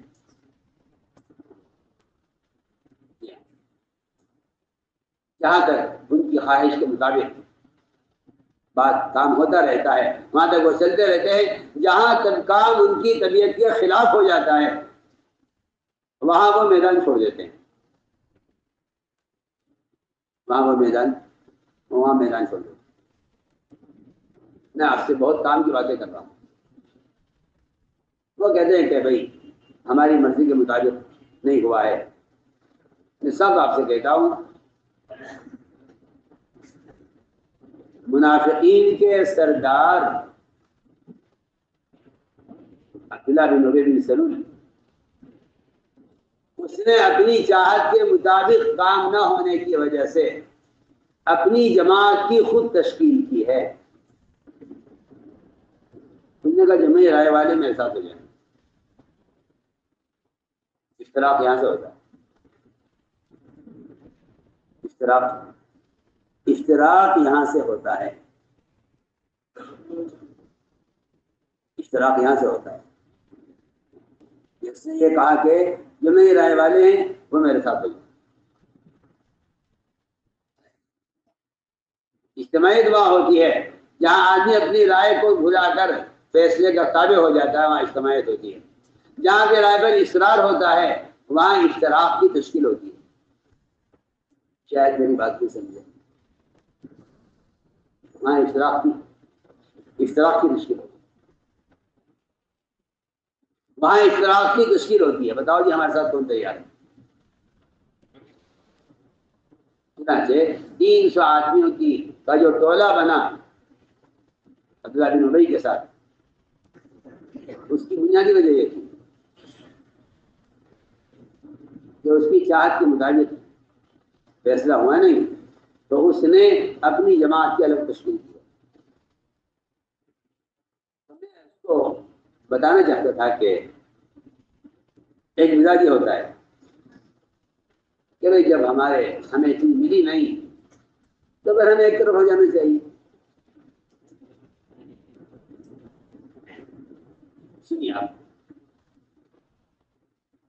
یہاں آپ صلی اللہ علیہ وسلم نے حضرت عمر زبیر کو تلوار نہیں دی اور تلوار ابو دجانہ کو دی. ابو دجانہ اس تلوار کو لے کر جب بڑے میدان کی طرف، تو زبیر رضی اللہ تعالی عنہ وہ ناراض ہو کر گھر نہیں بیٹھ گئے بلکہ وہ ابو دجانہ کے پیچھے پیچھے میدان میں اترے.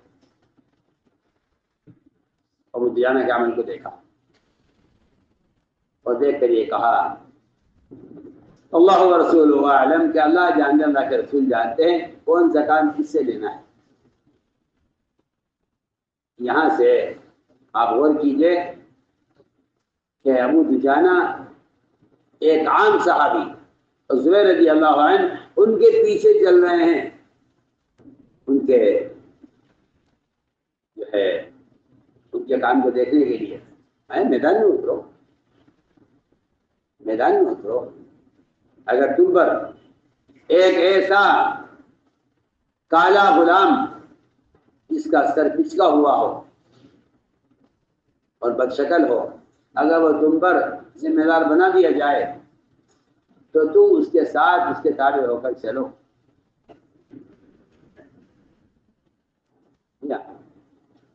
لوگ ایسے موقعوں پر کسی کو فیل کرنے یا کسی کو پیچھے کرنے کے لیے اس کے عیوب بیان کرتے ہیں، اس کے عیوب بیان کرتے ہیں. میں یاد آیا مجھے، میں ایک ملک میں شورا بنا رہا تھا، ایک ملک کی، تو مشورے کے دوران ایک صاحب کھڑے ہوئے، کہنے لگے کہ شورا میں آنے کے لیے یا کسی آدمی کو شورا میں لینے کے لیے اس کے اندر کیا کمالات، کیا صفات ہونی چاہیے اور کون کون سی خاص طور پر ایسی چیزیں ہیں جو اس کے اندر نہ ہونی چاہیے. انہوں نے سوال کیا. میں نے فوراً کہا پہلی شرط یہ ہے کہ وہ ذمہ دار یا شورا میں آنے والا آدمی فرشتہ ہونا چاہیے. یہ پہلی شرط ہے.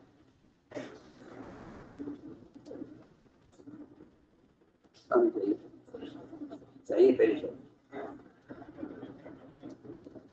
اگر آپ کر سکتے ہو تو سوچ لو، وہ فرشتہ ہونا چاہیے.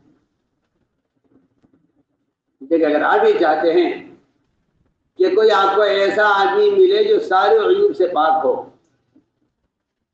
اور سارے محاسن اور تمام اچھی صفات سے وہ بھرا ہوا ہو، پھر آپ ایسے آدمی کو ذمہ دار بنائیں، تو پھر تو اس کے لیے یہی کہا جا سکتا ہے کہ وہ آدمی فرشتہ ہونا چاہیے جو گناہوں سے معصوم ہو یا اور عبادت اور صفات سے مزین ہو. پھر تو کوئی فرشتہ ہی ہو سکتا ہے. وہ صاحب بیچارے سمجھ گئے، معافی مانگ کر بیٹھے کہ مجھ سے غلطی ہو گئی ہے کہ میں نے ایسا سوال کیا ہے. میں نے عرض کیا کہ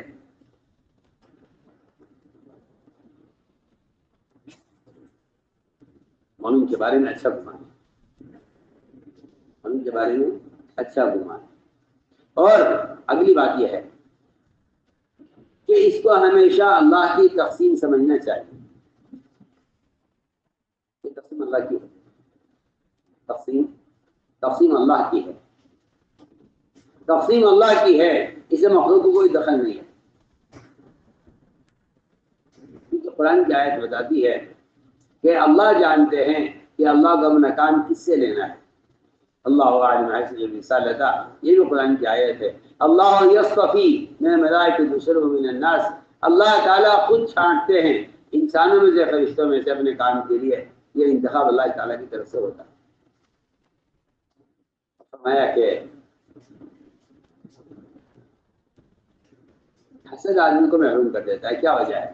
میں عرض کرتا ہوں، حسد کرنا اللہ کی تقسیم سے اختلاف کرنا ہے۔ حسد کی جو نحوست ہے، حسد کی جو نحوست ہے، اس کی بنیادی وجہ اللہ کی تقسیم سے اختلاف حسد کا خلاصہ ہے۔ اللہ کی تقسیم سے میں کہتا ہوں حسد کا خلاصہ ہے۔ تو جاننا چاہتا ہوں حسد کسے کہتے ہیں، تو حسد اللہ کی تقسیم سے اختلاف کرنے کو کہتے ہیں۔ صاف بات ہے بالکل۔ حسد کا مطلب ہے اے اللہ آپ نے اس کو فلاں چیز کیوں دی ہے، اس کو حسد کہتے ہیں۔ اس لیے میں نے عرض کیا کہ قرآن نے اور حدیث نے اس بدگمانی کے آگے جو نقصانات اور بدگمانی کے آگے جو امراض بیان کیے ہیں، امراض، بدگمانی سے کیا امراض پیدا ہوں گے؟ بدگمانی سے امراض پیدا ہوں گے، تجسس کا مرض، حسد کا مرض، یہ حدیث سے میں حدیث کا حفاظت کر رہا ہوں۔ چنانچہ فرمایا کہ مومن کے ساتھ اپنا گمان اچھا رکھو۔ میں پھر عرض کرتا ہوں کہ جس طرح اللہ کے ساتھ گمان کرنا نمرود کی آگ کو ٹھنڈا کر سکتا ہے، ہم عرض کرنا چاہتے ہیں کہ گمان ایک ایسی طاقت ہے کہ اگر آدمی کسی گناہ کرنے والے کے ساتھ بھی ایسے گمان کرے اور کسی غلطی کرنے والے کے بارے میں ایسے گمان کر لے، تو اللہ تعالیٰ مومن کے بارے میں مومن کے گمان کے مطابق اللہ تعالیٰ مومن کے بارے میں مومن کے گمان کے مطابق اس کی خصلت، اس کی خرابیوں کو خوبیوں میں تبدیل کر دیتے ہیں۔ میں تو آپ سے بہت کام کی بات کہہ رہا ہوں، جیسے میں نے آپ کو مثالیں دی ہیں کہ آگ کا بے اثر ہو جانا، آگ کا بے اثر ہو جانا صرف گمان پر۔ اگر کوئی مومن کے بارے میں اچھا گمان کر لے تو اللہ تعالیٰ اس مومن کے گمان کی وجہ سے مومن کی خوبیوں کی خرابیوں کو خوبیوں میں تبدیل کر دیتے ہیں۔ میں آپ کو واقعات کرتا ہوں۔ ایک صحابی تھے سعید بن عامر بن حیی الجمحی رضی اللہ تعالیٰ عنہ۔ سعید بن عامر بن حیی الجمحی یہ ایک صحابی تھے، ان کو عمر رضی اللہ تعالیٰ عنہ نے ملک شام پر امیر بنایا۔ ایک سنت تھی اور ایک معمول تھا آپ صلی اللہ علیہ وسلم کا بھی، آپ کے بعد خلفاء راشدین کا بھی، کہ وہ ممالک پر، علاقوں پر امیر دیا کرتے تھے۔ اور یہ عمارت کا تعین اس لیے ضروری ہے تاکہ عدل قائم ہو، تاکہ عدل قائم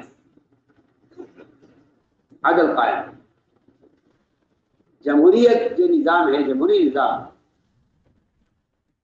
یہ ظلم کا نظام ہے،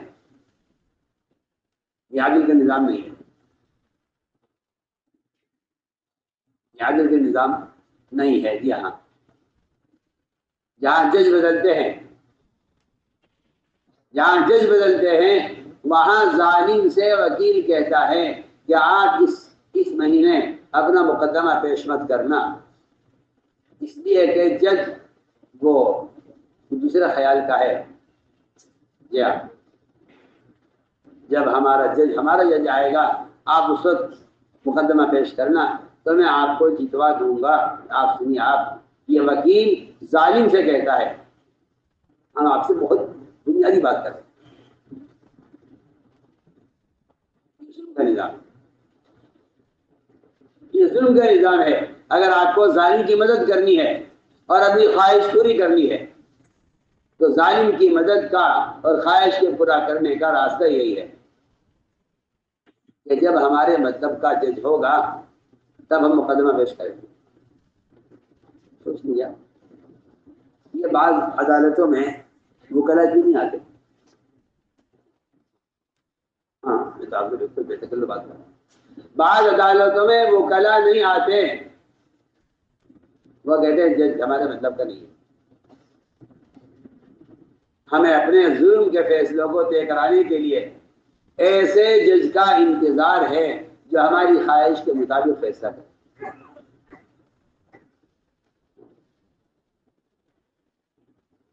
اسلام میں ایسے نظام کا کوئی تصور نہیں ہے، اسلام ایسے نظام کا کوئی تصور نہیں، کیونکہ یہ ظلم کا نظام ہے، یہ عدل و انصاف کا نظام نہیں۔ ہم نے عرض کیا کہ عمر رضی اللہ تعالیٰ نے ممالک کے عمرہ طے کرتے تھے، ان کو طے کیا ان کے شام پر امیر،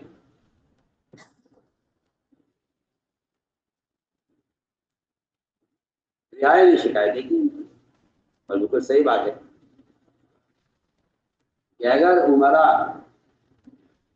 اس کام کو ان کو معمور کیا گیا ہے اگر وہ اس میں یکسو نہیں ہیں تو وہ اپنے اقتدار اور اپنے اختیار سے ان کاموں کو انجام دیں گے جو کام ان کے کرنے کے نہیں ہیں۔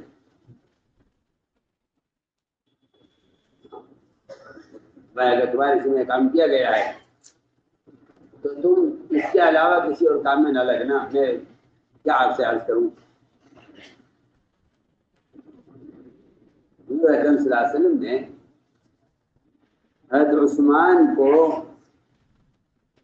مکہ مکرمہ بھیجا،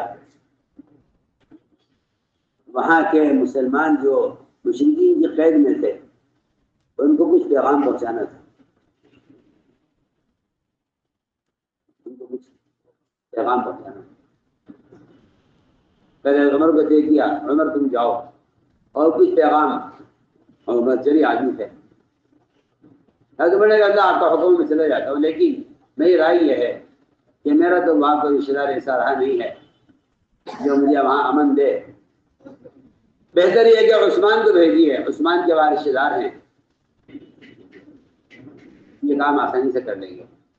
تو آپ نے عثمان کو طے کیا کہ عثمان تم جاؤ مکہ مکرمہ اور وہاں جو مشرکین کے قید میں مسلمان ہیں ان کو یہ پیغام پہنچا کے آؤ۔ عثمان وہاں پہنچے، ان کے چچا کے بیٹے نے ان کو امان دی اور یہ کہا کہ آؤ میں تمہیں امان دیتا ہوں اور تم چلو بیت اللہ میں اور طواف کرو، اور میری ذمہ داری ہے تمہیں کوئی ہاتھ نہیں لگائے گا۔ عجیب قصہ ہے، جب عثمان سے ان کے چچا کے بیٹے نے ان کو امان دے کر ان سے بیت اللہ میں طواف کرنے کا درخواست کی تو عثمان نے یہ کہا کہ میں تو طواف کرنے کے لیے آیا نہیں ہوں، مجھے تو آپ صلی اللہ علیہ وسلم کام کے لیے بھیجا ہے، میں تو کام کر کے واپس چلا جاؤں گا۔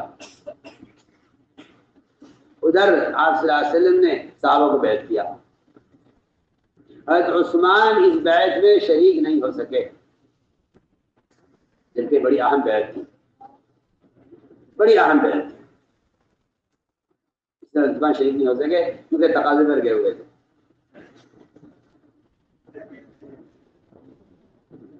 آپ صلی اللہ علیہ وسلم نے حضرت عثمان کو غائبانہ بیعت کیا، آپ نے اپنے ہاتھ کو حضرت عثمان کا ہاتھ بنایا اور اپنے دوسرے ہاتھ کو اپنا ہاتھ بنایا، اپنا ہاتھ اپنے ہاتھ پر رکھ کر آپ نے اپنا ہاتھ پکڑا، حضرت عثمان کو آپ نے بیعت کی، یہ ہاتھ عثمان کا ہے، یہ ہاتھ میرا۔ جو تم سونے والے تم بہت نقصان کر رہے ہیں اپنا، میں کتنی کام کی بات کر رہا ہوں۔ عثمان کو غائبہ نے بھیج کیا۔ میں آپ کو یہ بات استخلاص جسے کہتے ہیں سب بات کہ آدمی کو اس کام کی ذمہ داری اٹھانے میں بہت سے جائز کام بھی چھوڑ دینے پڑیں گے۔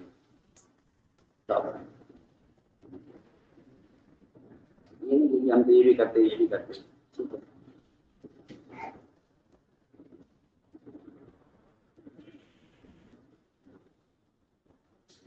تو آپ نے عثمان کو بیعت کیا، آپ کا ایک ہاتھ عثمان کا بنا لیا، اپنے ہاتھ کو آپ نے ایک ہاتھ آپ کا اپنا، آپ نے اپنا ہاتھ اپنے ہاتھ پہ رکھا، عثمان کو غائبہ نے بیعت کیا۔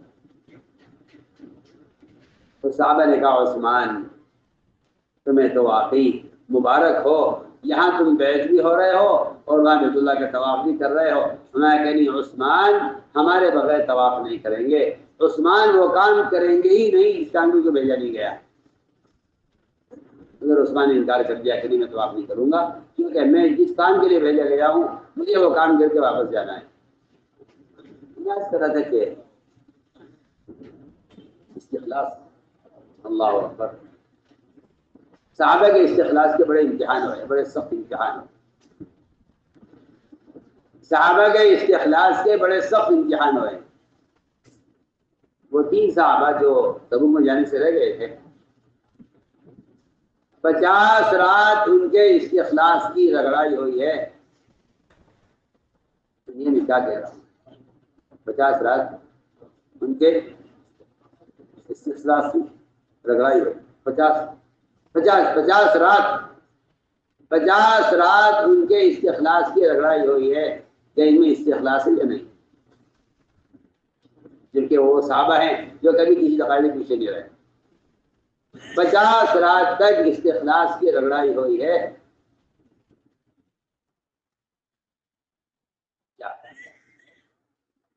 سب سے بائیکاٹ کروا کے اور ان سے کلام سلام بند کرا کے اور پورے مدینے میں ان کو اچھوت اور نکو بنا کے اور سارے مدینے کو ان سے ناراض کر کے ان کے استخلاص کا امتحان ہو رہا ہے کہ دیکھنا یہ ہے کہ اگر ان کا ساتھ یہ سب کچھ معاملہ ہو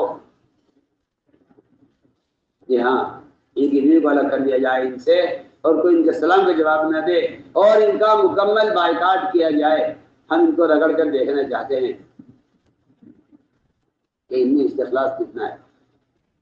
ان کا استخلاص کیا تھا؟ اللہ اکبر، ان کا استخلاص یہ تھا کہ ان حالات میں بادشاہ غسان کی طرف سے آنے والے خط کو تنور میں جلا کر بتلایا کہ ہمیں استخلاص اتنا ہے کہ اگر ہم آپس میں کتنا بھی اختلاف کر لیں لیکن ہم مدینہ چھوڑ کر کہیں چلے جائیں اور مرکزی مقام کو چھوڑ کے یہ نہیں ہو سکتا، چاہے جان چلی جائے، عزت چلی جائے، سارا مدینہ بائیکاٹ ہمارا کر لیں لیکن ہم مدینہ چھوڑ دیں گے اس بات پر کہ ہمارے اپنے ہم سے اختلاف کر لیا ہے اور دوسرے ہمیں بلا رہے ہیں، کیا یہ کام چھوڑ کے چلے جائیں گے؟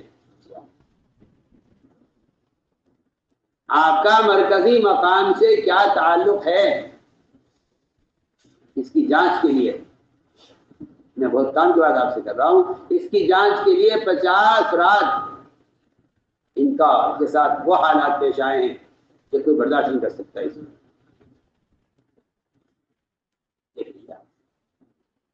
غسان بادشاہ کا خط آیا، جی ہم تمہارے ساتھ زیادتی کی ہے، تمہیں ذلیل کر دیا ہے، تو ہمارے پاس آ جاؤ، ہم تمہیں عہدہ بھی دیں گے، مال بھی دیں گے، عزت بھی دیں گے۔ اور اس کا غسان بادشاہ کا خط لانے والے کے سامنے تنور میں جلا کر اس کے خط کی اہانت کی ہے اور اس کی دعوت کی توہین کی ہے اور دوبارہ پڑھنے کا خیال نہ آئے اس لیے اس کو جلایا بھی ہے۔ اسے کہتے ہیں استخلاص، اس کو کہتے ہیں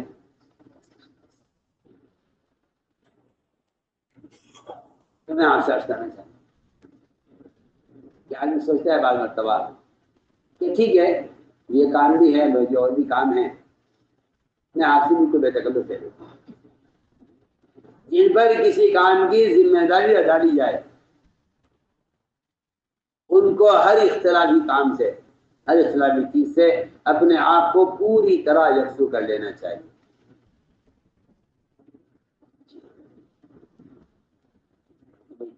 ٹھیک ہے آپ کا کام بہت اچھا ہے، ہمیں آپ کے کام سے کوئی اختلاف نہیں ہے، لیکن آپ کا یہ مسئلہ ہے، آپ کسی اور سے اس بارے میں سوال کریں یا اپنا مسئلہ کسی اور کے پاس لے جائیں۔ وجہ اس کی یہ ہے کہ بعض ایسی اختلافی اور سیاسی چیزیں ہوتی ہیں جو اپنی ذات کے اعتبار سے جائز ہیں، لیکن اس کام کے مزاج سے نہیں ملتی، تو آپ کو انہیں چھوڑ دینا پڑے گا۔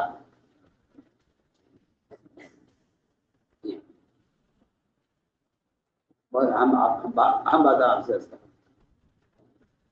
کیونکہ آپ کسی قوم، کسی قبیلے یا کسی ادارے کے کی آپ کی ذمہ داری نہیں ہے، آپ کی ذمہ داری باعتبار امت کے مجموعے کے ہے۔ اگر آپ ذاتی مسائل میں، سیاسی مسائل میں دخل دیں گے تو آپ لوگوں کے درمیان مختلف ہی ہو جائیں گے، اس سے آپ کی حیثیت وہ ایک مقابل کی بن جائے گی۔ دیکھیے میں آسان الفاظ میں عرض کرتا ہوں سمجھانے کے لیے کہ داعی کو غیر جانبدار رہنا چاہیے، داعی کو غیر جانبدار رہنا چاہیے۔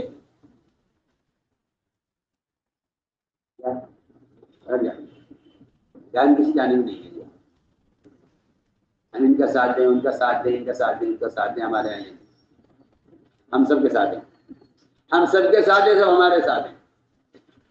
ہاں اسی کی بات ہے، ٹھیک ہے، ہمیں حرمتی مطلوب ہے، اس لیے ہمارے مشورے عدالت نہیں ہیں کہ آپ ذاتی جھگڑے لائے مشورے میں کہ نہیں، ذاتی جھگڑے آپ کسی کو سازش بنائیے جائیے یا اصول ہے اس کام کا، کیا ہم ذاتی مسئلوں میں نہیں پڑتے،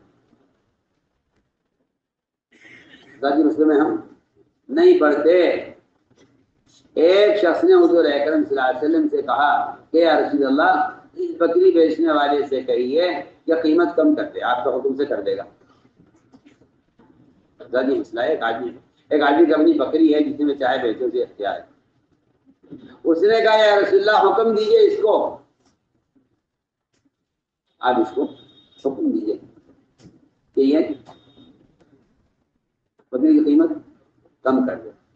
آپ دو رات اٹھا دیا آسمان کی طرف، فرمایا میں کل اللہ سے ظالم بن کر ملنا نہیں چاہتا، میرے کہنے سے یہ کم کر دے گا، اس کا نقصان ہو جائے گا، بکری کی قیمت ہو جائے گی، کم ہو جائے گی میرے کہنے سے، اس کا نقصان ہوگا، اللہ مجھ سے سوال کریں گے قیامت میں کہ آپ نے اس کی قیمت کیوں کم کروائی۔ جی ہاں، آپ صلی اللہ علیہ وسلم ذاتی مسئلوں میں دخل نہیں دیا کرتے تھے، میں بہت کام کی بات آپ سے کر رہا ہوں۔ بعض موقع ایسے ہیں صحابہ نے آپ سے درخواست بھی کی، یا رسول اللہ یہ مغیث ہیں، بڑے بد شکل ہیں، کالے ہیں، ان کی بیوی کو ان سے نفرت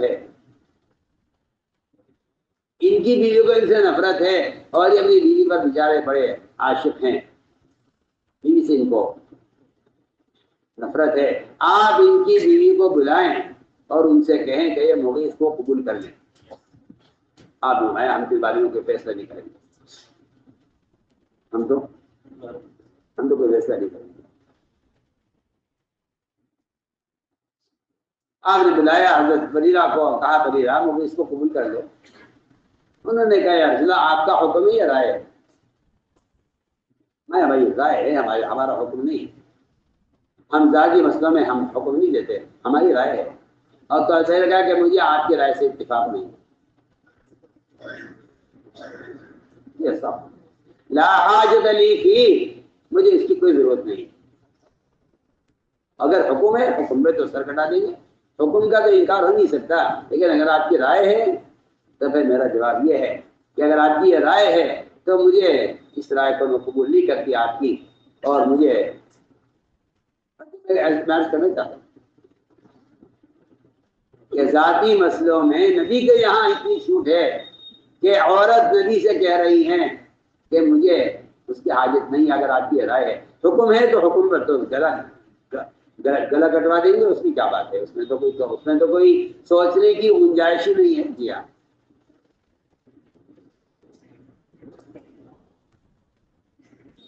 کیونکہ ایک شخص نے آپ صلی اللہ علیہ وسلم کے فیصلے سے اتفاق نہیں کیا، ایک شخص نے آپ کی فیصلے سے اتفاق نہیں کیا، اور عمر رضی اللہ تعالیٰ عنہ تلوار لے کر آئے اندر سے نکال کر، اور اس آدمی کا سر اڑا دیا جس نے کہا تھا کہ مجھے آج کے فیصلے سے اتفاق نہیں۔ اس پر آیت نازل ہوئی تھی کہ تیرے رب کی قسم وہ لوگ مومن نہیں ہو سکتے جو تیرے فیصلے کے بعد اپنے دل میں رائے باقی رکھیں، وہ مومن نہیں ہو سکتے۔ لہٰذا عمر نے اس آدمی کو قتل کر دیا جس نے یہ کہا تھا کہ مجھے آپ کے فیصلے سے اتفاق نہیں۔ میں نے درمیان میں آپ کو مثال پیش کی ہے یا کہ عمارت کا مطلب یہ نہیں ہے کہ آدمی ذاتی مسائل میں دخل دے اور ذاتی مسئلوں میں اپنے فیصلے کی طاقت کو لوگوں کے ذاتی مسائل میں استعمال کرے۔ حدیث میں صاف فرمایا حدیث میں کہ اپنی چیز کے تم لوگ مالک ہو، اور اپنے آپس کے اختلافات کے اور اپنے ذاتی معاملات میں تم لوگ آپ آپس میں اس کے مالک اختیار ہے، تم اس کو چاہو ثابت بناؤ۔ میں تو ساری بات اس پر عرض کر رہا تھا کہ عمر رضی اللہ تعالیٰ عنہ ملکوں کے امیر تھے، کیا کرتے تھے؟ چنانچہ سعید نے عامر کو ملک شام کا امیر طے کیا۔ انہوں نے اپنے امیر کی شکایتیں کی۔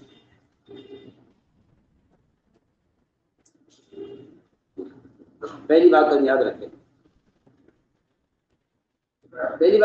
رکھیں کہ اپنے امیر کی شکایت یا اپنے ساتھیوں کی شکایت کرنا یہ حدیث میں انتہائی برا اور اس پر سختی کے ساتھ مانا جاتا ہے حدیث میں کہ مجھ سے کسی کی شکایت مت کرو۔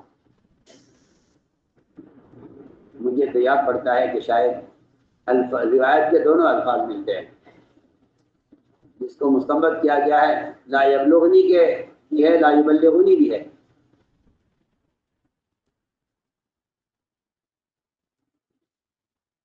جیسے یاد پڑتا ہے کہ اس میں تشدید کے ساتھ بھی ہے لا یبلغنی، کوئی دل ارادہ بھی مجھ پر میرے پاس کسی شکایت لے کر نہ آئے، اور بلا ارادہ بھی لا یبلغنی، نہ مجھ تک کسی کی شکایت پہنچنی بھی نہیں چاہیے، عذرائے تذکرہ بھی نہیں اور بل ارادہ بھی نہیں۔ اسلام نے فرمایا کہ میں چاہتا ہوں کہ میں تمہارے سامنے نکلوں تو میرا سینہ سب کی طرف سے صاف ہو۔ یہ آپ صلی اللہ علیہ وسلم نے آج کل لوگوں کو اس کا بڑا شوق ہے کہ اس کی شکایت اس سے کرو، اس کی شکایت اس سے کرو، اس کی شکایت اس سے کرو۔ دیا حالانکہ شکایت کرنے کے لیے جو شرائط ہیں، شکایت کرنے کے لیے صاحب جو شرائط ہیں ان شرائط کو لوگ جانتے بھی نہیں ہیں، ان شرائط کو لوگ جانتے بھی نہیں۔ شکایت کرنے کی جو شرائط ہیں ان شرائط کو لوگ جانتے بھی نہیں ہیں۔ پہلی شرط یہ ہے کہ آپ جس کی شکایت کرنے جا رہے ہیں پہلے آپ اس سے پوچھئے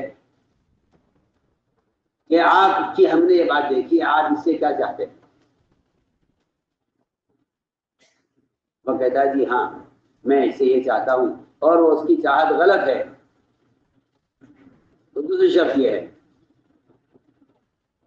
ہے کہ آپ ایک مدت تک اللہ کے سامنے تنہائی میں اللہ سے رو رو کر اس کی اس غلطی کو اللہ سے کہہ کر صحیح کرائیں اور اس کی اصلاح کی اللہ سے دعائیں کریں۔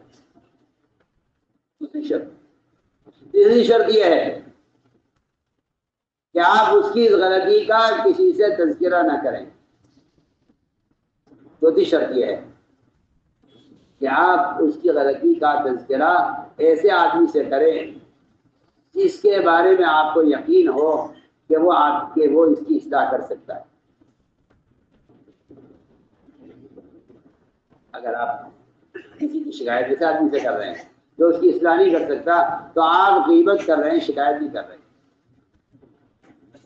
غیبت شکایت میں فرق ہے، غیبت شکایت میں فرق ہے۔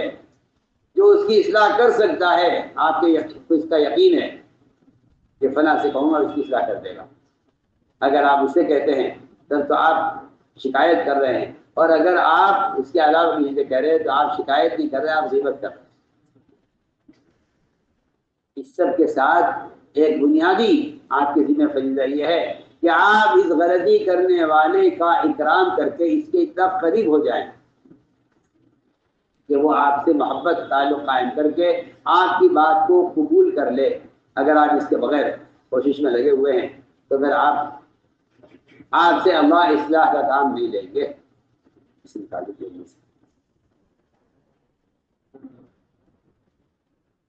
اللہ آپ اصلاح کام نہیں لیں گے. میں آپ سے بالکل صاف بات ہوں. ان شرائط کی لوگوں کو خبر بھی نہیں ہے.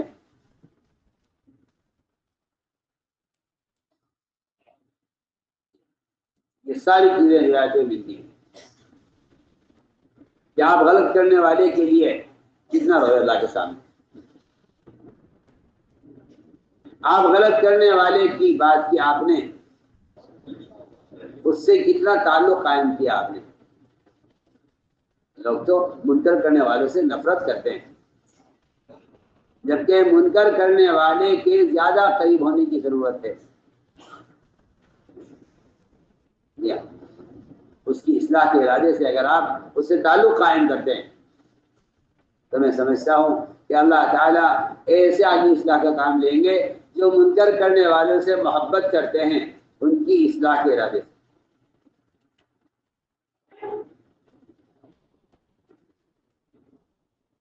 کیا کہ شکایت حدیث میں اس کی بڑی سخت معنیت ہے، بڑی سخت معنیت. آپ فرمایا کہ میرے پاس کوئی میرے ساتھی کی شکایت لے کر نہ آئے، میں چاہتا ہوں تمہارے سامنے لکھ لوں تو میرا سینہ سب کی طرف سے صاف.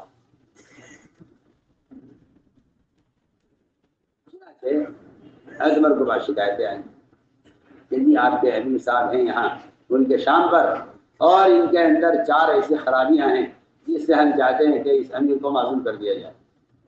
کیا شکایت ہے؟ کہ جی شکایت تو یہ ہے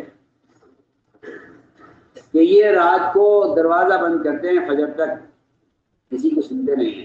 کوئی بات پیش آ جائے تو مسئلہ اچانک پیش آ جائے یا بھئی رات سے لے کر صبح تک ملتے نہیں ہیں. دروازہ کھٹکھٹاؤ ان کا تو یہ جواب نہیں دیتے. ایک خرابی یہ ہے کہ یہ اچانک کسی دن بے ہوش ہو جاتے ہیں. یہ بیمار ہیں، ان کو بیٹی کا دورہ پڑتا ہے، ہمیں ایسا نہیں چاہیے. ایک خرابی یہ ہے کہ سورج بلند ہو جاتا ہے، یہ اس وقت تک باہر نہیں نکلتے، اور تاخیر سے آتے ہیں کام پر.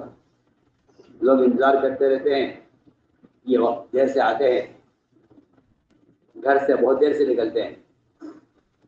دوسری شکایت یہ ہے کہ یہ مہینے میں ایک دن غائب رہتے ہیں، لہذا اس کو یہیں پہ تبدیل کیا جائے. یہ ساری شکایتیں سن کر عمر رضی اللہ تعالیٰ عنہ اللہ کے متوجہ ہوئے. اے اللہ، میں نے اس آدمی کو بہتر سمجھ کر اسے ملک شام پر امیر بنایا تھا. اے اللہ، تو اس پر قادر ہے کہ میرا گمان اس کے بارے میں اچھا ہے، تو میرے گمان کے مطابق اس کی خرابیوں کو خوبیوں میں تبدیل کر. اب میں تو آپ سے شروع سے گمان کی بات کر رہا ہوں کہ گمان اگر آپ کو ٹھنڈا کر سکتا ہے تو کیا. میں تو آپ سے گمان کی بات کر رہا ہوں. عثمان رضی اللہ کے متوجہ ہوئے، دعا کی، اے اللہ، میرا گمان تو اس کے بارے میں اچھا ہے کہ آدمی اچھا آدمی ہے، تو اس گمان کی لاج رکھ کر اپنی قدرت سے اس کی ساری خرابیوں کو، جس کے لوگ شکایتیں کر رہے ہیں، تو انہیں اس کی ساری خرابیوں کو خصلتوں میں اور اس کی برائیوں کو نیکیوں میں تبدیل کر دو. تو اس پر قادر ہے. یہ دعا تمہوں نے مانگی. دیکھیں صحابہ کا اور سلف صالحین کا طریقہ یہ رہا ہے کہ جب کوئی ان کے پاس ان کی مخالف پارٹی کا آدمی آتا تھا، صحابہ کے آپس کے اختلافات مشہور ہیں. جب ان کے پاس ان کی پارٹی کا خلاف آدمی آتا تھا کوئی بات لے کر، تو وہ بجائے اپنے مخالف سے اپنے خلاف باتیں سننے کے بجائے وہ ان کے محاسن بیان کرنے لگتے تھے اور اللہ کی طرف متوجہ ہو جاتے تھے دعا میں. بات پیش آئی امام شافعی رحمۃ اللہ علیہ کو، ان کا ایک خاص تعلق والا وہ آیا اور کہنے لگا کہ جی وہ فلاں صاحب جو ہے وہ آپ کے بڑے خلاف ہیں اور وہ آپ کے بارے میں یوں کہتے ہیں یوں کہتے ہیں یوں کہتے ہیں یوں کہتے ہیں یوں کہتے ہیں، اور جو کچھ اس نے خلاف کہا تھا امام شافعی کے، اس آدمی نے امام شافعی کے سامنے سچا سب بیان کر دیا. جی آج کل کہ اللہ معاف کرے ایسے لوگوں کا بڑا اکرام کیا جاتا ہے، ایسے لوگوں کا مثال وہ ان کے معتمد خواص ہوتے ہیں. کیا وہ ان کی خبر رساں ایجنسی ہوتی ہے، وہ ان کے خواص ہوتے ہیں، وہ ان کا بڑا اکرام کرتے ہیں. اتنا ہی نہیں بلکہ ان کو ہدایہ بھی دیتے ہیں اور ان کو قریب رکھتے ہیں اور شکایت لانے والوں کو اپنا معتمد سمجھتے ہیں. کہتا ہوں شکایت لانے والے کو معتمد سمجھنا دشمن پالنا ہے. میں آپ سے کیا عرض کروں، ایک بادشاہ کے سامنے ایک شخص نے آ کر اپنی زبان میں غالباً ترکی زبان کی یا فارسی زبان کی تھا، اس نے اپنی زبان میں بادشاہ کو سخت گالیاں دی، بہت برا بھلا کہا، عیاش ہے اور ظالم ہے اور منصف نہیں ہے اور بہت کچھ کہا. بادشاہ سنتا رہا. بادشاہ کا وزیر خاص بڑا معتمد، وہ وزیر اس بادشاہ کے یہاں اس کا بڑا مقام تھا اور یہ اس کا بڑا معتمد اور رازدار وزیر تھا. یہ زبان کو جانتا تھا. بادشاہ نے کہا وزیر سے ترجمہ کرو یہ کیا کہہ رہا ہے. وزیر نے کہا کہ جناب عالی یہ آدمی آپ کے خلاف یہ کہہ رہا ہے یہ کہہ رہا ہے یہ کہہ رہا ہے یہ کہہ رہا ہے یہ کہہ رہا ہے. سارا ترجمہ وزیر نے صحیح ترجمہ اس رعایا کے آدمی کا بادشاہ کے سامنے کر دیا. بادشاہ نے قلم اٹھایا اور وزیر کو وزارت سے معزول کر دیا.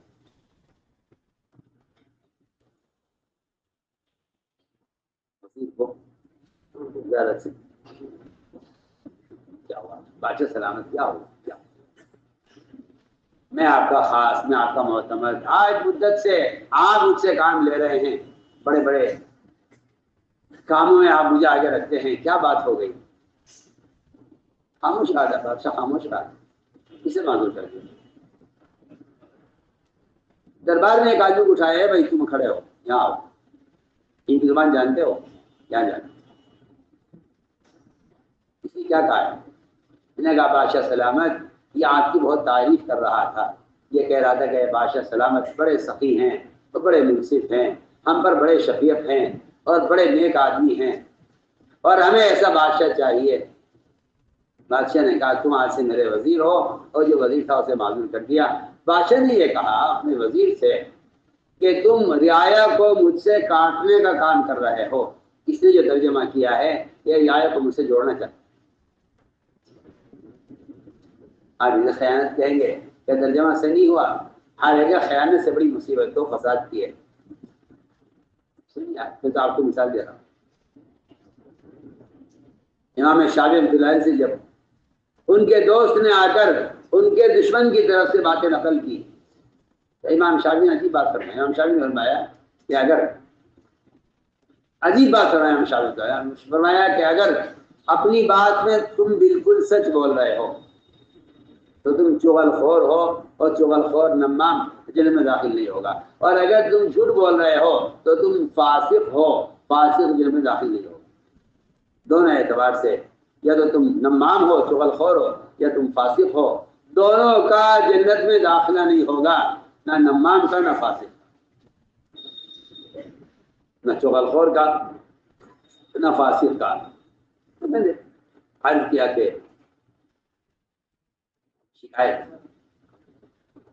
عمر رضی اللہ تعالیٰ نے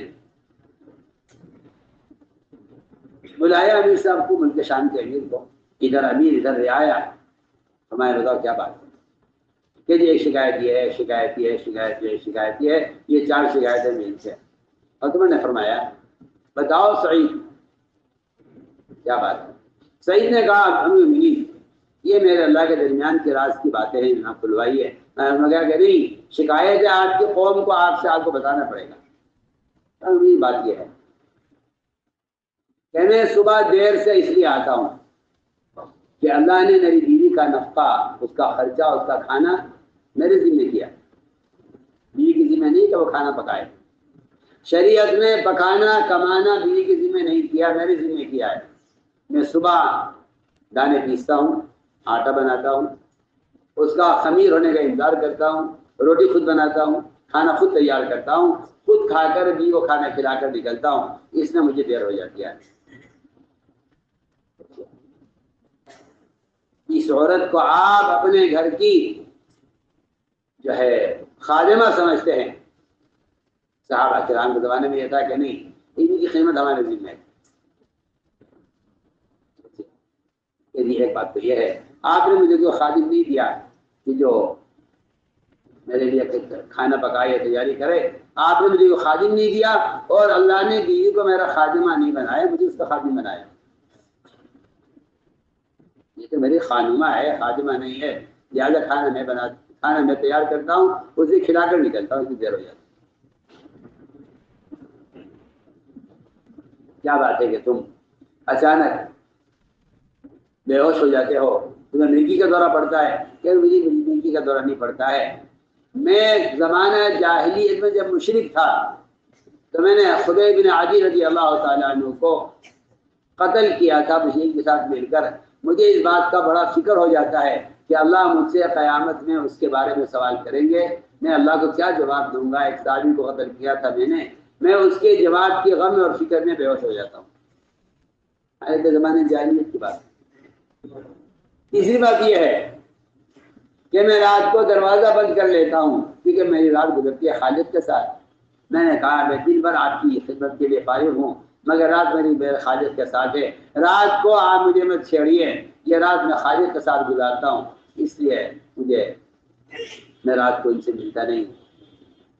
رہی چوتھی بات کہ میں ایک دن چھٹی کرتا ہوں، غائب رہتا ہوں۔ میں مدینہ منورہ سے بدن پر ایک کرتا پہن کے گیا تھا، آج تک وہ کرتا میرے جسم پر ہے، میں نے کوئی کپڑا بنایا نہیں اس درمیان میں۔ میرا یہ کرتا اتنا موٹا ہے کہ میں اس کو مہینے میں 1 مرتبہ دھوتا ہوں، جس کے سوکھنے میں وقت لگتا ہے، پھر یہ سخت ہو جاتا ہے، میں اس کو رگڑتا ہوں تاکہ پہننے کے قابل ہو جائے۔ مجھے مہینے میں 1 دن چاہیے ہوتا ہے اپنے کپڑے تیار کرنے کے لیے، اس لیے میں یہ 4 باتیں ہیں جس کی لوگ شکایت کر رہے ہیں۔ اللہ کا شکر ادا کیا میں، اے اللہ تیرا شکر ہے کہ تو نے اس کی ساری خرابیوں کو خوبیوں میں تبدیل کر دیا۔ میں تو کہ آپ سے گمان کی بات کر رہا ہوں، دیکھ کر ہم ان کے بارے میں اچھا گمان کر لیں تو اللہ تعالیٰ خرابیوں کو خوبیوں میں تبدیل کر دیتے۔ تو میرے دوستوں، میری ساری بات کا خلاصہ یہ تھا کہ اللہ کے واسطے بدگمانی اللہ جزائے خیر دے۔ ہمارے مفتی تقی عثمانی مددگاری کو میں مدینہ گیا تو ملاقات بنانے سے ہوئی، میں نے فرمایا کہ اپنے مجمع سے کہو کہ بدگمانی بد زبانی ان 2 باتوں سے بچ جائے یا تو سارے فتنوں سے حفاظت ہو جائے۔ بدگمانی اور